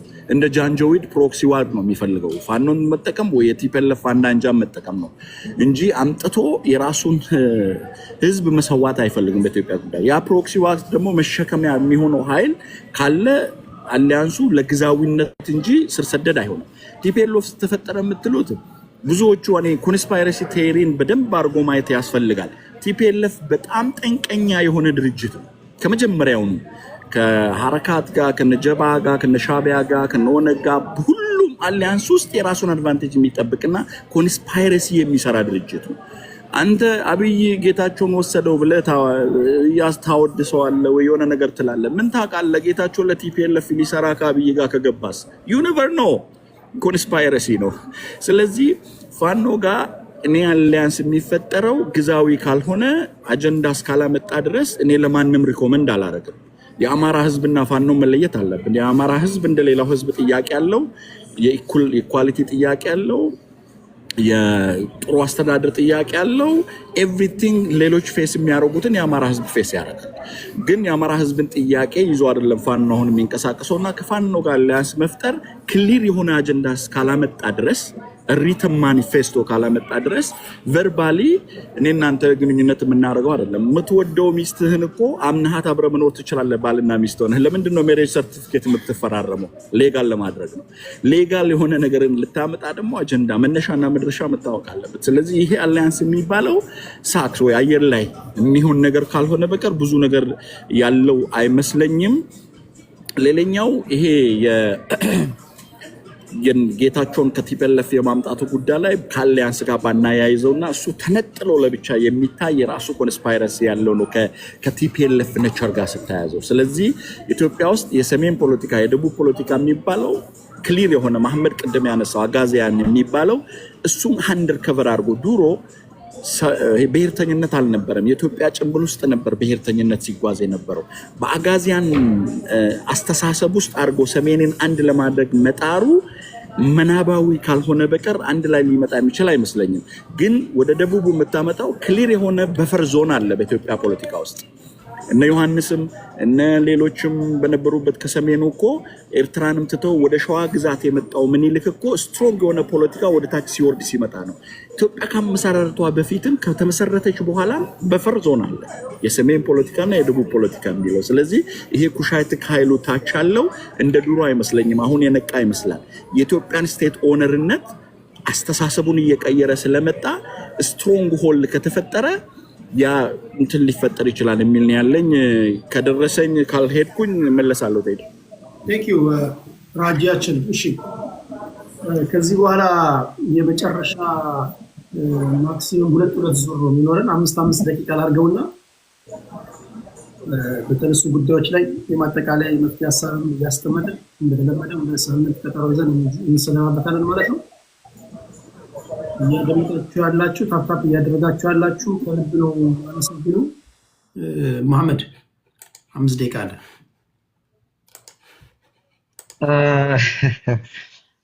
የሆነ ታይም ላይ ስቅ ምናምን አለኝና ስቅ ብሎ ሲዞር እየሳክ ነው የለህም አንተና 7 ደቂቃ ተሰጥቷቸው የግለሰብ ስለ ግለሰብ ከሚተቹ ሀሳብ ላይ ብንሄድ ይሻላል፣ የተሻልነውን ሰዎች ማለት ነውና እኔ እያልኩ ያለሁት አሊያንሱ ያልተቀደሰ ጋብቻ ነው። ያልተቀደሰ ጋብቻ መሆኑን በተመለከተ ዛሬ ላይ የሚለጠፉት ሰዎች ሳይሆኑ እንዲያወሩልን የምንፈልገው እኛ ፍሮም ዘ ኢንሴፕሽን ሂስቶሪካል ዳራውን ናሬቲቭን በደንብ የምናውቅ ሰዎች ነን። ለዛም ነው መቼም አንድ አይሆኑም። በዛ መልኩ በፍጹም አንድ መስመር ኖሯቸው ልክ መስመርና ኃይልና እያሉ ከደደቢት በረሃ እስከ 4 ኪሎ እንደገቡት አሁን ከነሱ ጋር ሆነው ተዛዝለው መግባት አይችሉም የሚለውን የምንናገረው ዛሬ አይደለም፣ ቆይቷል። በመሰረቱ ጀነራል ተፈራ ማሞ ለማስቀመጥ የሞከረው አሁን እኛ በምናወራው ልክ አይደለም። ወደፊት ሴንቲመንቱ ሊኖራቸው እንደሚችል ነው እንጂ አለን ብሎም አልተናገረም። እንደሰማሁት ከሆነ አለን ብሎ ቢናገር ራሱ ለእኔ ብዙም የሚጨንቀኝ ጉዳይ አይደለም። አንዳንዶች ከሚያጨበጭቡት በላይ ቅንድባቸው ስር ሆኜ ስለማውቃቸው ማለት ነው።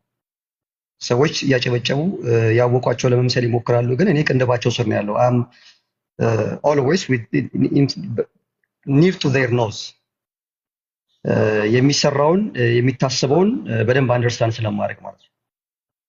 በጣም የምጸየፋቸው ጋብቻቸው ጸያፍ ስለሆነ ነው የምጸየፋቸው።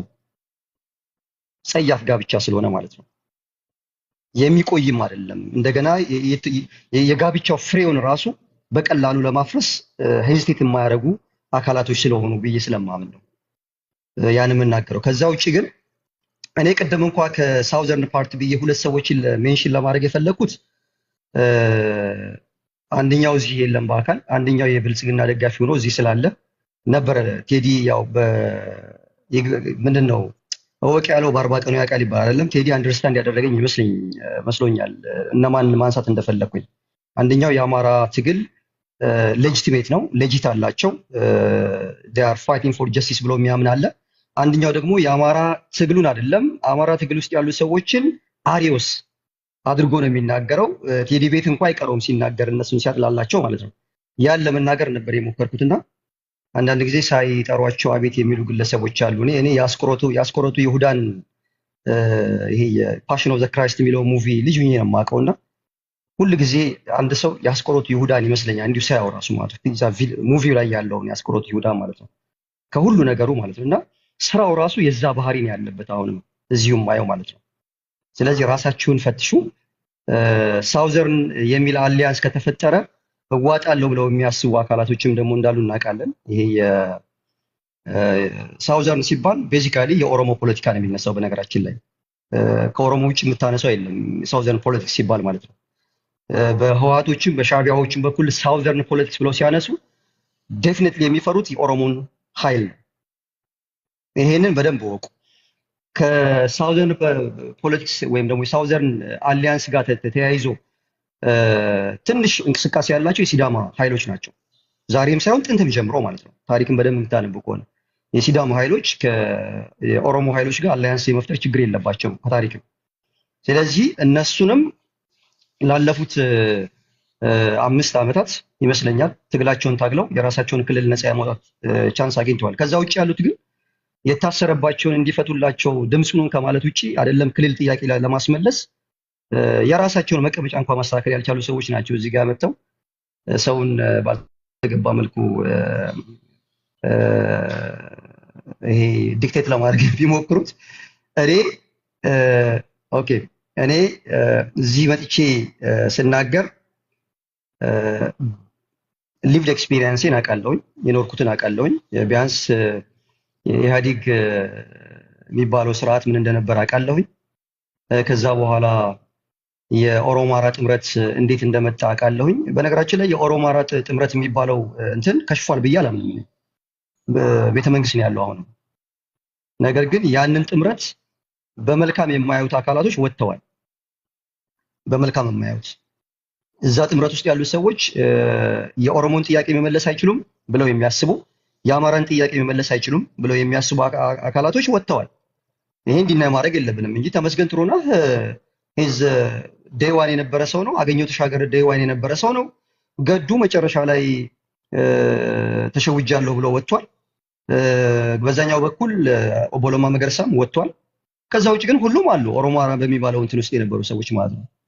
ስለዚህ ኦሮማራ ፈርሷል ምናምን የሚባለው ነገር እኔ ባይ አላደረገውም፣ አልገዛውም።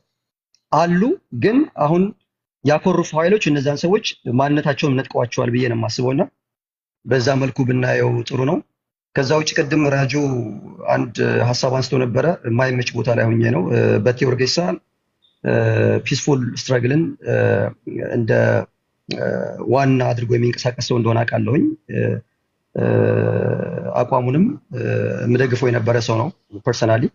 ስለዚህ እሱ ላይ የተደረገውን የግፍ ግድያ ጀስቲስ ፍትህ እንዲሰፍንለት ነው እንጂ የምፈልገው በየፕሮግራሞች የህሊና ጸሎት እየተባለ የፕሮግራም ማድመቂያ እንዲሆን አልፈልግም ለማለት ያክል ነው። አመሰግናለሁ።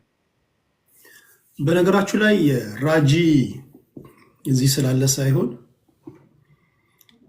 ትክክለኛ ብሔርተኛ ነው። ትክክለኛ ብሔርተኛ ብቻ ሳይሆን ለወጣበት ማህበረሰብ ተምሳሌት የሆነ ሰው ነው።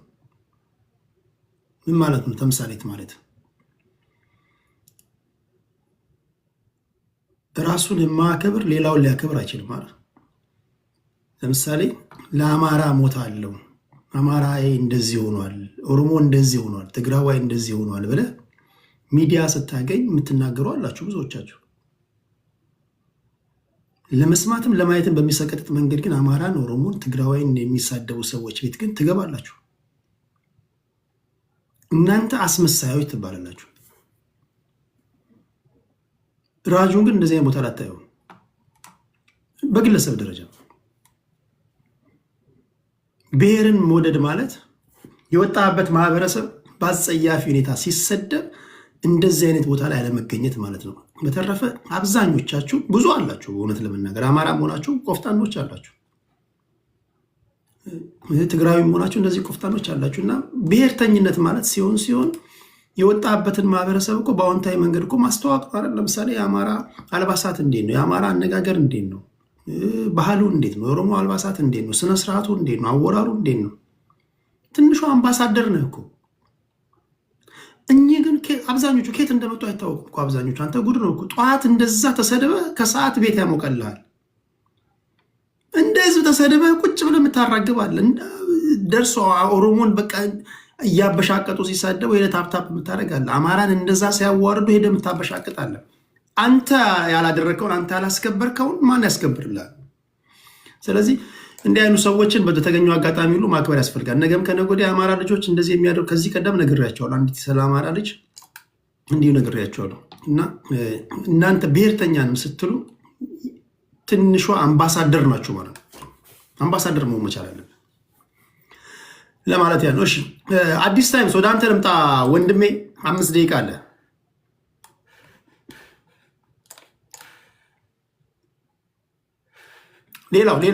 ሌላው የመጨረሻው ነገር ሌላው አንድ እቺን ነገር ልናገር፣ ሳምንቱን ሳስብበት የነበረ ነው።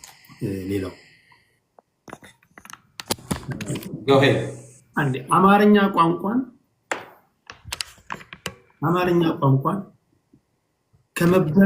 ከመበረዝ እናድነው። ምን ማለት ነው መበረዝ ማለት?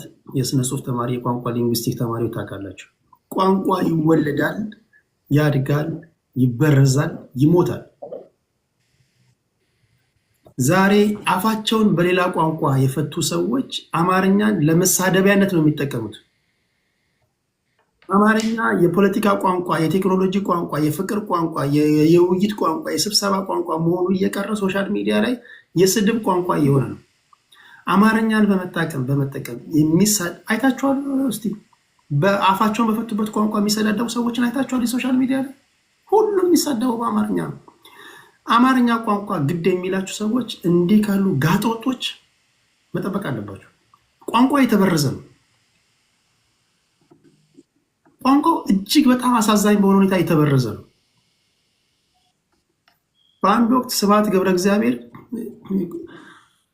ቋንቋው አቅም ስላጣ ፈረንሳይኛው ቋንቋ ተጠቀምኩኝ እንዳሉት ሁሉ አማርኛ ቋንቋን ከመበረዝ ማዳን አለብን፣ መጠበቅ አለብን። ማንም አእምሮ ላይ ብሎን የታሰረበት ሰው በአማርኛ ቋንቋ፣ በሁሉም ቋንቋ በነገራችን ላይ በዋነኛነት ግን አሁን እያየን ያለ ነው አማርኛ ቋንቋ ነው የስድብ ቋንቋ እየሆነ ያለው። ስለዚህ አማርኛ ቋንቋን ከመበረዝ መጠበቅ አለባችሁ። የምጠብቁት እንዴት ነው? በአማርኛ የሚሳደቡ ሰዎችን ስታዩ አንተ ደንቆሮ በአማርኛ ተሳደብ ብሉት፣ አፍ በፈታበት ቋንቋ ተሳደብ። ስድብ ጥሩ አለ፣ አትደግፉ፣ አትሸልም። እንደዚህ አይነት ሰዎች እንዲህ ያሉ ነገሮችን በማበረታታትና በመሸለም ቁጥር አንድ የድንቁርና መስመር ላይ ተሰልፈው የተገኙት አብዛኞቹ ዲያስፖራዎች ናቸው። ይሸልምላል። የሰውና ሲሰደብ አበባ ይሰጥላል። የሰውና ሲሰደብ አንበሳ ያወርድላል። ስለዚህ በዚህ አጋጣሚ ማስተላለፍ የምፈልገው ነገር ምንድን ነው? አማርኛ ቋንቋን እባካችሁ ከመበረዝ እናድን ለማለት ያለው። እሺ አዲስ ታይምስ ወደ አንተ ልምጣ ወንድሜ። ኦኬ ቴዲዬ፣ እኔ እንኳን እስኪ ካሜራ ላዙረውና አንድ ነገር ላሳይ ቴዲዬ በመድኃኒዓለም እና ይሄ የእንትና ወንድማችን ይሄ ዛሬ የምንዋጋበት ዘመን ይሄ ወንድማችን የዛሬ 3 ዓመት ኤርትራ ትቅደም ኢትዮጵያ ሀገሬ የሚለውን ዘፈን ኤርትሪያ ሀገሬ ብሎ ዲሲ አደባባይ ላይ የኤርትራ ባንዲራ ይዞ ጭራውን ሲቆላ የነበረ ወንድማችን ነው እና አሁን ዛሬ ደሱ ለምንድን ነው የወጣው? እና በለው እስኪ መልሰው እስኪ ቆይ እና ምንድነው ቪዲዮ እስኪ ያጫውተው እስኪ ቪዲዮን ስማ። ስለ ኤርትራ ነው የሚያወራው። ስለ ፕሬዚዳንት ኢሳያስ ስማርትነት፣ እንዴት ሀገር እንደገዙ፣ እንዴት ወያኔ እንዳንበረከኩ፣ በኢትዮጵያ ላይ እንዴት ለኢትዮጵያ አጋዥ እንደሆኑ ምናምን በቃ ኤርትራ ከኤርትራ ውጭ ወደ ውጭ በሚሉበት ሰዓት እንስማ እስኪ ትንሽ ስም ለምን ለአንድና ለመጨረሻ ጊዜ ተለቅቷል። የኤርትራን ሕዝብ ባህልና ፍላጎት ጠንቅቀን እናውቀው። ፎርዛት ማተር የኤርትራ መንግስት በብዙ መልኩ ልትችሉ ትችላላችሁ፣ በውሸት ግን አይደለም። በውሸት ልትችል አይቻልም። የኤርትራ መንግስት ተንኳሽ መንግስት አይደለም፣ ፈጽሞ አይደለም። ደፋር መንግስት ነው። አንገት የማይሰብር መንግስት ነው። ይህንም በእርግጠኝነት ነው የምነግራችሁ። ኩሩ መንግስት ነው። በጣም ሀምብል መንግስት ነው። ሀምብልነቱን አገር ውስጥ ኤርትራ ውስጥ የምታዩት ቱ የሚገርም ሀምብልነት የምታዩት አንዳንድ ብልጽግና አመራሮች በሙሉ ሄደው አንዳንድ ወር ቁጭ ብለው አይተው በመጡ ብዬ የሚመኘው ሀምብልነስ በኤርትራ መንግስትና በመንግስት ባለስልጣናት ታያላችሁ። ፍሮም ታፕ ፕሬዝደንት ኢሳያስ እስከ ታች ድረስ ያለው ካድሬ ዝቅታን እንዴት እንደምትችሉ የምትማሩበት ብቸኛዋ በዓለም ላይ ያለች ምድር ኤርትራ ነች። እንቀጥል ቴዲ። ይህ ሁሉ የተባለላቸው ኤርትራውያኖች እና ይህ እኮ ታዲያ ቀለበት እኮ በሚተሳሰርበት ጊዜ ቅቤና ጥር በሚባልበት ጊዜ ነው። አይ እንትን እኮ ያስፈልጋል ቴዲ። ፖለቲካ ስትቀነጠስ ራሱ ፍሬቻ ማብራት አለ ነው። አሁን የነዚህ የብልጽግና ውርደት ከፕሬዚደንታቸው ነው የሚጀምረው፣ ከአብይ አህመድ ነው የሚጀምረው እና አንድ አይነት ናቸው። አሁን በዚህ ፕሬስ አድርገው በዚህ መጠን ብልጽግናዎች 1 ወር ናቀፋ ሄደው ከኤርትራ ዲስፕሊን መማር አለባቸው፣ ሃምብልነስ መማር አለባቸው። ኤርትራ ማለት በዓለም ላይ ያለች ራሷን የቻለች ስመጥሩ ሀገር ነች ብሎ ሲደሰኩር የነበረ ሰው ዛሬ መጥቶ ኤርትራ ጸባጫሪ ነች፣ ኤርትራ ልንወጋ ነው፣ ኤርትራ ጠላታችን ነች፣ ኤርትራ ማንኪያ የላትም፣ ኤርትራ ራሷን አትበላ፣ ሙዝ ውድ ነው፣ ኢንተርኔት ውድ ነው ሲል እንደዚህ አይነት ነውረኛን አደባባይ ላይ አምጥተህ ትናንት ምን ብለህ ነበር ብሎ ትንሽ ማንሳቱ ተገቢ ነው። ሰው እንዲስቅ ነው። ኦነስትሊ እንደዚህ አይነት ሆዳደርና ሸክ ብልጽግና ባይዘወይ እኔ ብልጽግናን ሳየው ደሳለኝን ይመስለኝ። ብልጽግና ደሳለኝን፣ አበበ ቶላን፣ አስቦሬጋ ነው፣ ስዩም ተሾመን ብልጽግና ፓርቲው ሳይ አብይ አህመድን ይመስለኝ እና እኔ በዛ ደረጃ ነው እማያቸው። ዋናው ፖይንት ምንድን ነው? እነሱ ሲፈልጉ ቴዲ እነሱ ሲፈልጉ አየህ ሻዕቢያ ቅዱስ አድርገው ቀለበት አስረው ሻዕቢያና ኤርትራ በአንድ መቀመጫ እንጸዳዳ እስኪሉ ድረስ ሁሉ ነገር አንድ ነን እስኪሉ ድረስ ሁሉም ነገር ኤርትራ ወይ ምንድን ነው ነገር ያለው ቅድም እኮ ኤርትራ ሀገሬ ኢትዮጵያ ሀገር የሚል ነው ዘፈን የማውቀው። ዲሲ ላይ እኮ ልርሊ ነው ማወራል ባንዲራ ተይዞ ኤርትሪያ ሀገሬ ተብሎላታል እኮ አዝማሪ ወጥቶ እኮ እንደዚህ ተዘፍኖላታል። እና እንደዚህ አይነት ነውረኞች ከሀገራችን መቼ ነው የሚጠፉት? መዝሙርም አለ የኤርትራ አምላክ የሚለው ነገር ነው። የኤርትራ አምላክም መዝሙር ደግሞ ሶፊያ አውጥታለች። ጴንጤዎቹም የዛኔ ኤርትራ ይዝራሉ ይሉ ነበር። ጦርነትም ይጋብዙ ነበር ብዙ ጴንጤዎች። እኛ የእብደት ዘመን እኮ ነው የገባነው ወይ እግዚአብሔር። እና ከነዚህ አይነት በቃ የሀሳብ ጥራት የሌለው የዓላማ ጥራት የሌለው ሁሉ ነገር አንድን በመጥላት አንዱን ለማጥቃት የውሸት ትብብር ሁሉ የምትፈጥርበት ነው። እና እዛ ጋ ይሄን መልስልኝ። እሺ አሁን አንተ ስልጣን ላይ ብትወጣ ቲፒኤልኤፍ ከ4 ኪሎ በተገፋበት ሰዓት 80% የሀገር መከላከያ ሰራዊት ሙሉ ወታደራዊ ትጥቁ በእነሱ እጅ ነበር ብለህ ታምናለህ ወይስ አይደለም? እኔ 80 የሚለውን 80 ይቅርና የሀገር መከላከያ ሰራዊትን ሊገዳደር በሚችልበት ቁመና ላይ ነበሯል። እንደዛ ሞክረው ነበር። ትክክል ነው። ይሄን አንከራከር ማለት ትክክል ነው። አንከራከር። በሌላ አባባል ሁሉም ሰው ፋኖም ቲፒኤልኤፍም ሁሉም ሊያምን በሚችልበት መንገድ ቅድምም ስናገር ነበር ላለፉት 27 ዓመታት ከፍተኛ የሆነ አንድ ክልል ሊታጠቀው ሊኖረው በማይችለው ደረጃ ታጥቀዋል። ትክክል ነው።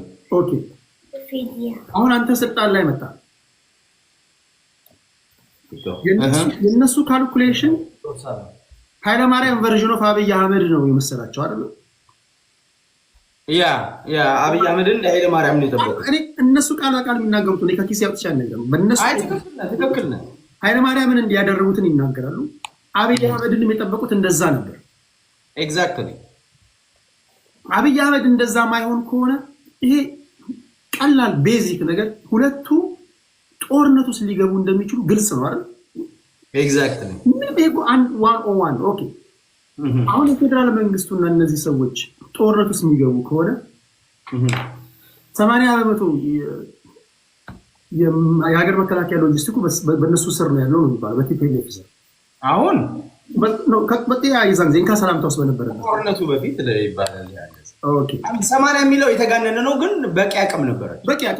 የፌዴራል መንግስት ሊገዳደር በሚችልበት ደረጃ ላይ ኤግዛክትሊ። እኔ አላንሱ ሁልጊዜ የሚያበግነኝ ነገር ነው። ሻዕቢያን አስገብተህ የሀገርን ማስወረር ማስደብደብ መቼም ይቅርታ ማትሰጠው ነገር ነው። ግን በኢትዮጵያ ፖለቲካ ኮንቴክስት እናወራና ይሄ ሰውዬ ኢሳያስ አፈወርቂ የምስራቅ አፍሪካ ፖለቲካን እኮ ዕድሜ ልኩን የጠጣው ሰውዬ እንደ በግሬ የተጫወተበት ማለት ይቻላል። አብይ አህመድ አይመስልኝም። ምን ማለት ነው? እኔ የራሴን ነገር አሁን ባልከኝ 80% የታጠቀው ከአፍ እስከ ገደፉ የታጠቀውን ኃይል ኢሱ ቢሱ እያለ አጃጁሎ አስገብቶ አዋጋው ነው። አልስማማም። የራሴን አስተያየት ልስጥህ። እስካሁን ያልከውን ነገር እስማማለሁ። ቲፒኤልኤፍ ላይ ያለው ነገር እስማማለሁ። በነገር ላይ በሰሜኑ ጦርነት እኮ ኤርትራውያን እኮ ዋና የሚባሉ ጀነራሎቻቸውን አጥተዋል። አይ ነው፣ ግን ኤርትራውያኖች ወደ ጦርነት የገቡት አብይ ስላጃጃላቸው አይደለም። አይደለም። ኤርትራውያኖች 1991 ወይም በ1983 ብትሬ ተደርጓል በቲፒኤልኤፍ። ሶ ያንን ሪቬንጅ ለመወጣት ታይሚንግ ይጠብቁ የነበረ እንደመሪ ያንን ይጠብቅ ነበር። that was a moment ለሱ ያንን አድቫንቴጅ ወሰደ እንጂ ለአብይ ብሎ አይደለም። ወይ ኢሳያስና አብይ እኮ ማንኛውም በኢትዮጵያ ፖለቲካ ውስጥ የቆየ ሰው አብይ የመጀመሪያውን የፓርላማ ንግግር ሲያደርግ ያደመጠ ሰው ከኦሮሞ ማህበረሰብ መውጣቱን ያየ ሰው ዴፊኒትሊ ከቲፒኤልኤፍ ሰዎች ጋር ግጭት ውስጥ እንደሚገባ ይናገራል። ኦኬ አላንስ ፈጥሮ ከሻቢያ ጋር ከቲፒኤልኤፍ ጋር ሲዋጋ ቀጣዩ ተረኛ ሻቢያ መሆኑን ይገምታል። ይሄ 101 ነው። እናንተ እንዴት እንደተሰወረባችሁ አላውቅም።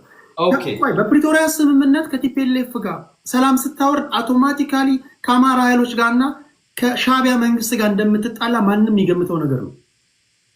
አሁን ፖይንቱ ይሄ ሰውዬ ትክክል ነው።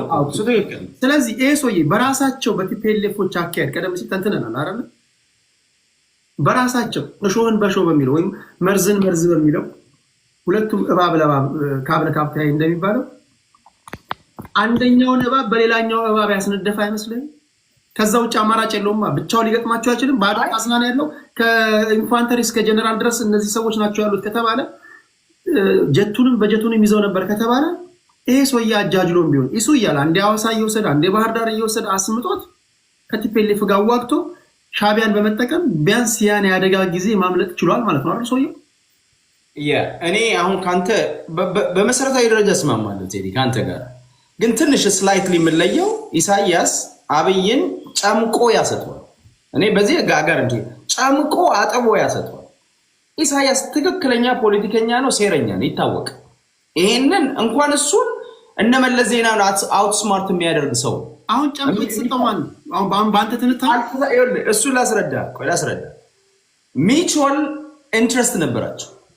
የአብይም ኢንትረስት የቲፒኤልኤፍ ነው፣ የኢሳያስም ኢንትረስት ቲፒኤልኤፍ ነው። ይሄ የጠላት አገናኝቷቸው ኢሳያስ ከአብይ ጋር እንዲሰራ አድርጎት ለራሱ ኢንትረስት ነው። ገብቷል። አብይን በተወሰነ ደረጃ አምኖት ነበር። አይ አግሪ ዊዝ ዩ ገብቷል። ማለት አብይን አምኖት ነበረ፣ ግን ደግሞ ሴም ታይም ደግሞ አብይ ደግሞ ባካፕ ሲያደርግ ደግሞ ኢሳያስ ራሱን ወዲያው ነው ራሱን እኮ ዲያታች ያደረገው ወዲያው ነው ከብልጽግና ጋር አመት ቆይቷል እኮ ይፋ ከመውጣቱ በፊት እኮ ቴዲ ይሄ የኤርትራ መንግስትና የአብይ መንግስት መፈራቀቅ እኮ አመታት ቆይቷል። አየ ወዲያው ነቅቶ ራሱን ደግሞ አግሏል። ለራሱ ኢንተረስት ግን ዋናው ፖይንት መሰለ ሻቢያን ወያኔን መበቀል የኢሳያስ አፈወርቅ ከመሞቴ ባይዘወይ ቴዲ በትግረኛ አለ ከመሞቴ በፊት እነዚህን መበቀል ፈልጋለሁ ይላል ኢሳያስ። he does that ያንን ሞመንት ተጠብቆ ሄዶ ተበቅሏቸዋል። ያንን ነው ያደረገው። ስለዚህ የራሱ ኢንተረስት ነው ከአብይ ጋር እንዲሰራ ያደረገው። አብይ ጥሩ አጋጣሚ ይፈጠረለት ማለት ነው። አየህ አብይ በዚህ መሃል እሱም ተጠቅሟል። የራሱን ሂሳብ ሰርቷል፣ የራሱን ካልኩሌሽን ሰርቶለታል። እሱን እስማማለሁ። ኦኬ እዚህ ጋር ግን ቆይ ልጨርስልህ። ቆይችን ፖይንት ይላል ግን there is no way አብይ ኢሳያስን አውት ስማርት አድርጎት አይደል? ወደ አንተ መጣለሁ መሰመር አለ። አሁን አንተ ያልከው ከቲፒኤልኤፎች ትንታኔ ጋር ግምገማ ጋር ይጣረሳል። ለምሳሌ ያው የቲፒኤልኤፎች ኦኬ ራጅ እንትን ያ የኔ ሰዓትማ ተቆራርጫለሁ። ራጅ እኮ በደንብ ያሳብ ያወራና መስጠው ጠብቃለሁ ግን ዋን ቱ ዋን አረጋችሁ እንደዛ እናደርገው።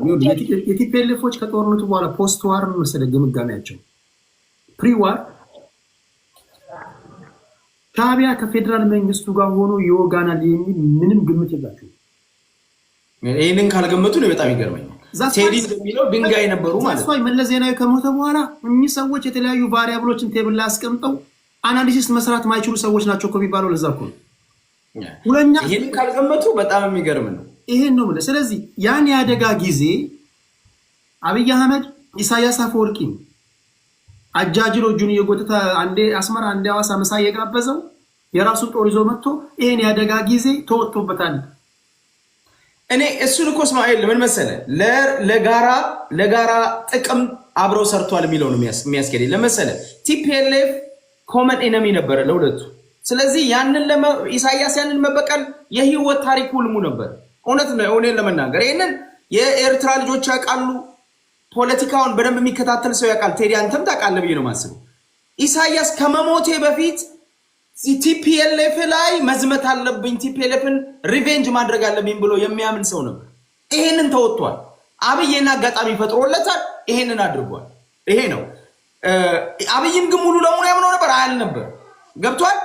ሪዘርቬሽንም ነበረው እኮ የራሱን ጦር ያዘጋጃል።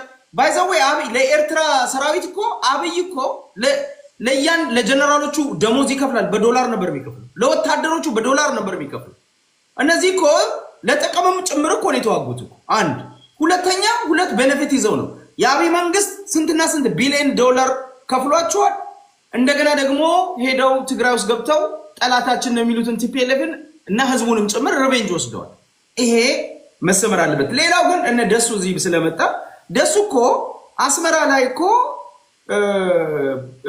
አሁን ኤርትራ ሙዜ የላትም ኢንተርኔት የላትም የሚለው እኮ ዳንስ ቤት እኮ ሰክሮ ሲወላገድ ከመድረክ ላይ ወድቆ እንደ አርጋው በዳሶ በጭንቅላቱ ወድቆ ቪዲዮ ተቀርጾ እኮ ለጥፈነዋል እኮ። አንዴ ራጃችንን እንሰናበት። ራጁ መጣ ደረሰ ሰዓት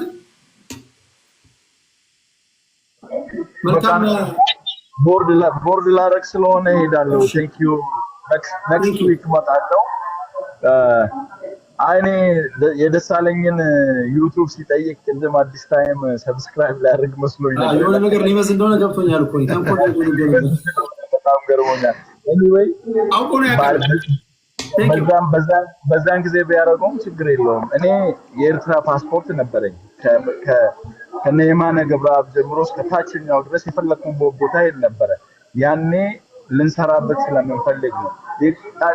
በፖለቲካ ውስጥ ፐርማነንት አይ ራጁ አንተ እኮ በዚህ ደረጃ አላልክማ። አንተ እኮ አየህ አንተ በእነሱ ደረጃ አትሄድም እኮ አየህ አንተ መስመርን ይዘህ ነው። እነዚህ እኮ ምንም መስመር የላቸውም። ቀይ መስመር ሲታጠቁ አዲስ ታይምስ አሁን የኢትዮጵያኒስቶች የሚባሉት ፔሪ ታውቃለህ አይደለም? የመጀመሪያዎቹ 6 ወር እኮ አብይ አህመድን ጫማውን ሲልሱ የነበሩ ናቸው አይደለም? እነዛ ሰዎች አሁን በሰዓቱ የአብይ አህመድን ጫማ ሲልሱ የነበሩ ኢትዮጵያኒስቶች ተሸልቅቀው አሁን አማራ ብሔርተኛ ነን እንደሚሉት አብዛኛዎቹ። ትክክል ገብቷል። በሰዓቱ ያን ሲያደርጉ የነበረው ለምንድን ነው? የኢትዮጵያ ጠላት የሚሏቸው ኃይሎች ነበሩ። አንደኛው ቲፒኤልኤፍ ነው፣ ሁለተኛው ኦነግ ነው። ምንም እንትን የለም። አብይ አህመድ ግን ሲመጣ ኦነግ ነኝ ብሎ አልመጣም። የኦነግን ማኒፌስቶ ይዞ አልመጣም። ኢትዮጵያ ብሎ ነው 25 ጊዜ ነው አይደለም ንግግሩ ላይ ኢትዮጵያ ያለው። ስለዚህ ምን አስበው ነበረ? በነገራችን ላይ ከኢትዮጵያኒስት ወደ አማራ ብሔርተኝነት የገቡ ግለሰቦች አእምሯቸው ድንክ ነው። ለምንድን ታውቃለህ? እኔ አንተን እያልኩ አይደለም። አማራ ብሔርተኞችን በድንጋይ ልጨርስ። አንተ ለኢሳይያስ አፈወርቂ አይደለም ምንም አያስፈልግም። አንተ የአማራ ጥላቻ በጣም ያለብህ እንዳንተ በግማሽ እንዴት ነው አንተ ቀጥቅጠህ የምችለው? እኔ የአማራ ብሔርተኛ በሙሉ አማራ ለአንተ ሀፍካስት አይደለሁም። ሀፍካስት አይደለሁም። የሀፍካስት የሚለው አንደኛ ይሄ በጣም አጸያፊ ንግግር ነው። ሌላ ጊዜ እንዳትጠቀሙ። እኔ በጣም ሀፍካስት አይደለሁም። ህዝብ ለህዝብ እንዳይሆን ውይይቱ ወደ ኢሳያስ እንምጣና በነገር ወደ እኔ ሀሳቤ ልጨርስ። ኢሳያስ አፈወርቂ በቂጡ እንደተቀመጠ የገባው መቼ ይመስላል? ኦኬ ይኸውልህ እኔ አሁንም ቢሆን ነግረኛል። ኢሳያስ አፈወርቂ ጭንቅላቱን ይዞ በቂጡ የተቀመጠው መቼ ይመስላል? እኔ ኢሳያስ አፈወርቂ በቂጡ ተቀመጠ ብዬም አሁንም አላምንም ነው ቴዲ፣ አላምንም፣ እንደዛ አላምንም። ኢሳያስ ኢትዮጵያ ውስጥ ኢንተረስት ነበረው፣ ኢንተረስቱን ፈጽሞ ወጥቷል። አሁን ሀገር ነው የራአውን ደግሞ ከአብይ ጋር ጠላት ነው። ስለዚህ አቅም ያለው ነው፣ ሚሊተሪ ያለው የራሱ ዲፕሎማሲ ያደርጋል። አረብ ሀገሮች ጋር ግንኙነት ያደርጋል። ከራሻ ጋር ግንኙነት አለው። ምንም በመሬት ላይ ቁጭ ያለ ነገር እኔ የሪያሊዝም ተማሪ ነኝ። እኔ ሀቂቃውን ነው የምናገረው። የትኛውም ስብስብ ውስጥ የለውም እኮ ምንድን ነው መሬት ላይ የተቀመጠው? እስኪ ድፋይን አድርገው። ኢሳያስ አፈወርቂ ጭንቅላቱን ይዞ ቁማር እንደተበላ የገባው የፕሪቶሪያ ስምምነት ሲፈረም ነው። ከዛ በፊት ነው ባይዘው ነው እሱ ራሱ ተናግሯል እኮ። እሺ ቤት ላይ ተደረገን እኮ ይላል እኮ። አይ ይሄ ያልጠበቁት ከብልጽግና ጋር መፋታቱን ያወቀው ካልከኝ ከዛ በፊት ነው። አዲስ ታይምስ አንተ ኮምፕሊትሊ ከህዋት ሰዎች ጋር እኮ የሚጣረስ ነገር ነው የምታወራው። አሁን ህዋት ሰዎች የሚናገሩት እኮ ህዋቶችን አንተ እንደ ሪፈረንስ ተጠቅመህ ህዋቶች እኮ አንድ ወደ አንተ መጣ ነው። አዲስ ታይምስ ቆይ ህዋቶች እኮ ቅድመ ግምገማ ማድረግ ያልቻሉ ድንጋዮች ናቸው። ቆይ እንደነሱ ፌደርስ ስድቡን ተወና ፖለቲካውን እናወራ። አሁን የጌታቸውን ንግግር ስታይ፣ ዛሬ የኬሪያንም ንግግር ስታይ፣ የነ ጀነራል ጻድቃንን ስታይ በዋነኛነት ጌታ